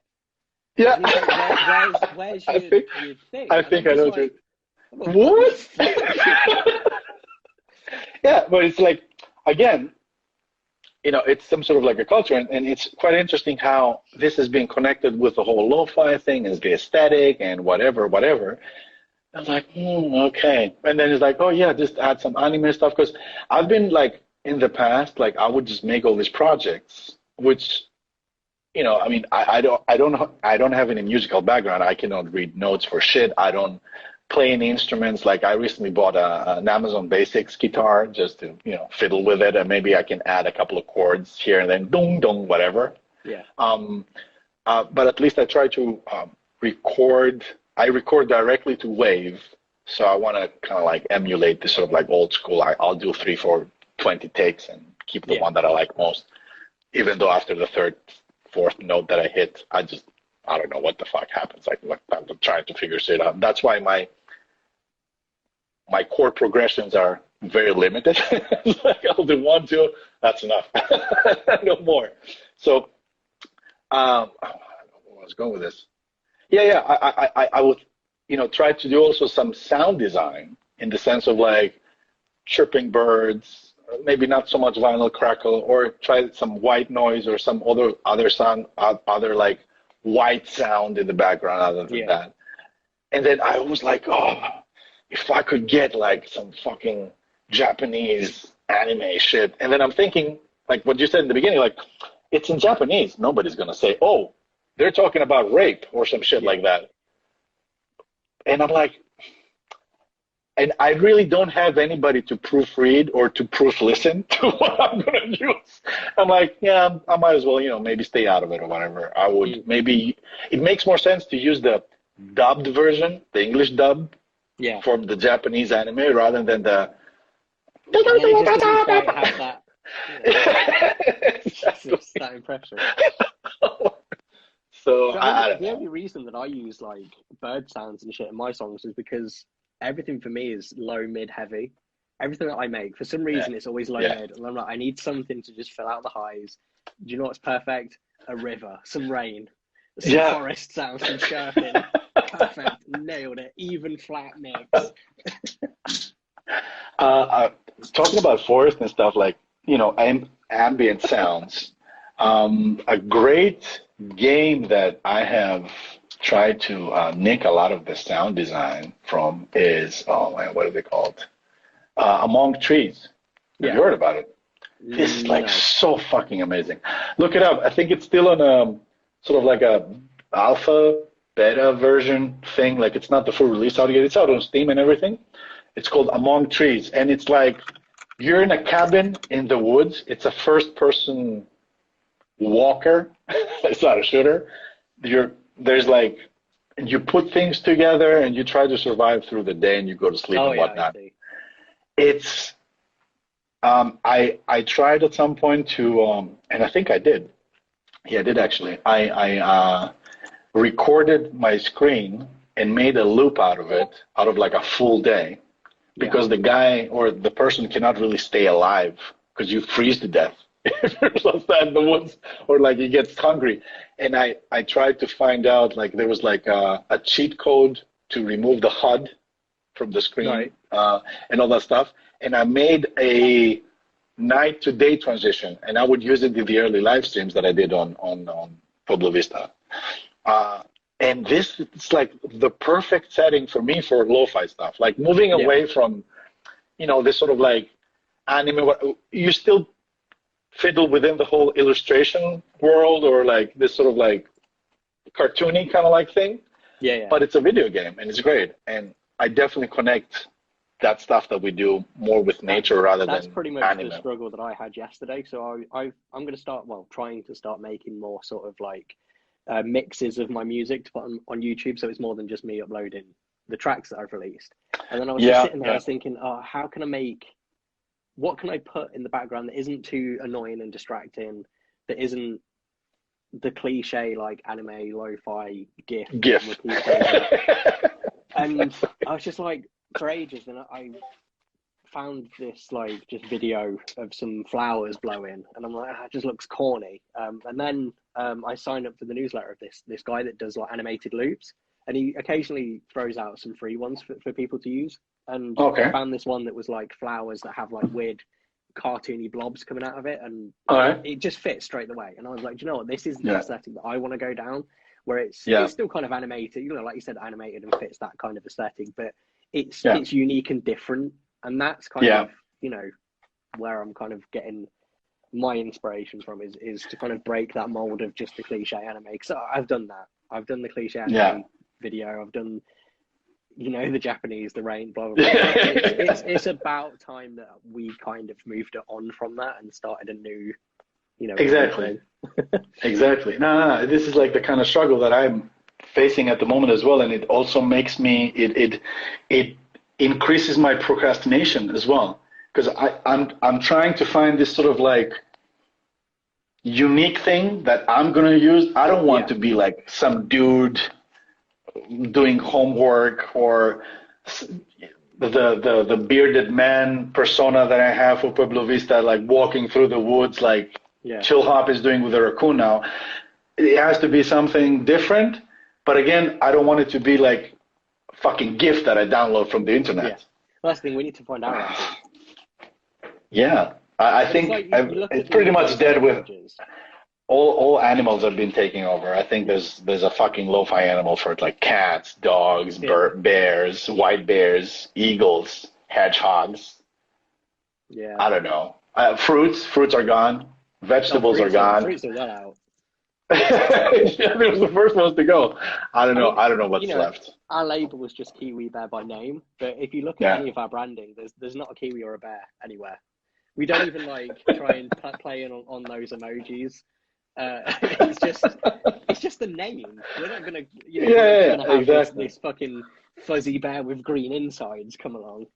Exactly. I did Although try I it at would the definitely beginning. pay money for a plush toy like that. I would pay for a plush toy like that. Well, on that note, I have got to shoot, but it's been awesome chatting. Yeah, we should 2.5 do that again next hours. Sunday. Maybe For not sure. next Sunday. Maybe not every Sunday. Maybe next Sunday I'm gonna do it with somebody else.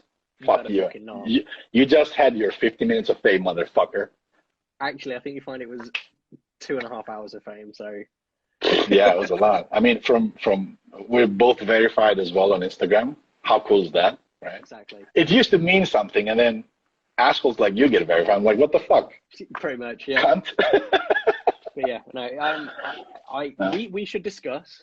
We'd definitely be happy to do this more often. Yeah, I feel like we have so much that we can say and do and whatever. yeah, So for yeah, sure. definitely. It's been great. Thanks to all 11 people who who stayed through this. This was like, dude, there was no weird fluctuations on the audience. It was like between 13 and 10 all the time. So we had like a couple of steady ones there. Like, oh, good, man. Maybe we should run a competition or some shit now. Get more people on it. Yeah. Free merch. Yeah, free merch that doesn't exist. Cool. Okay. Yeah. It was a pleasure. Yeah. And yeah, send me over the recording, and then I will just put it on YouTube, and this was gonna live forever. Cool. Okay. Can't wait. Ciao. Speak to you soon.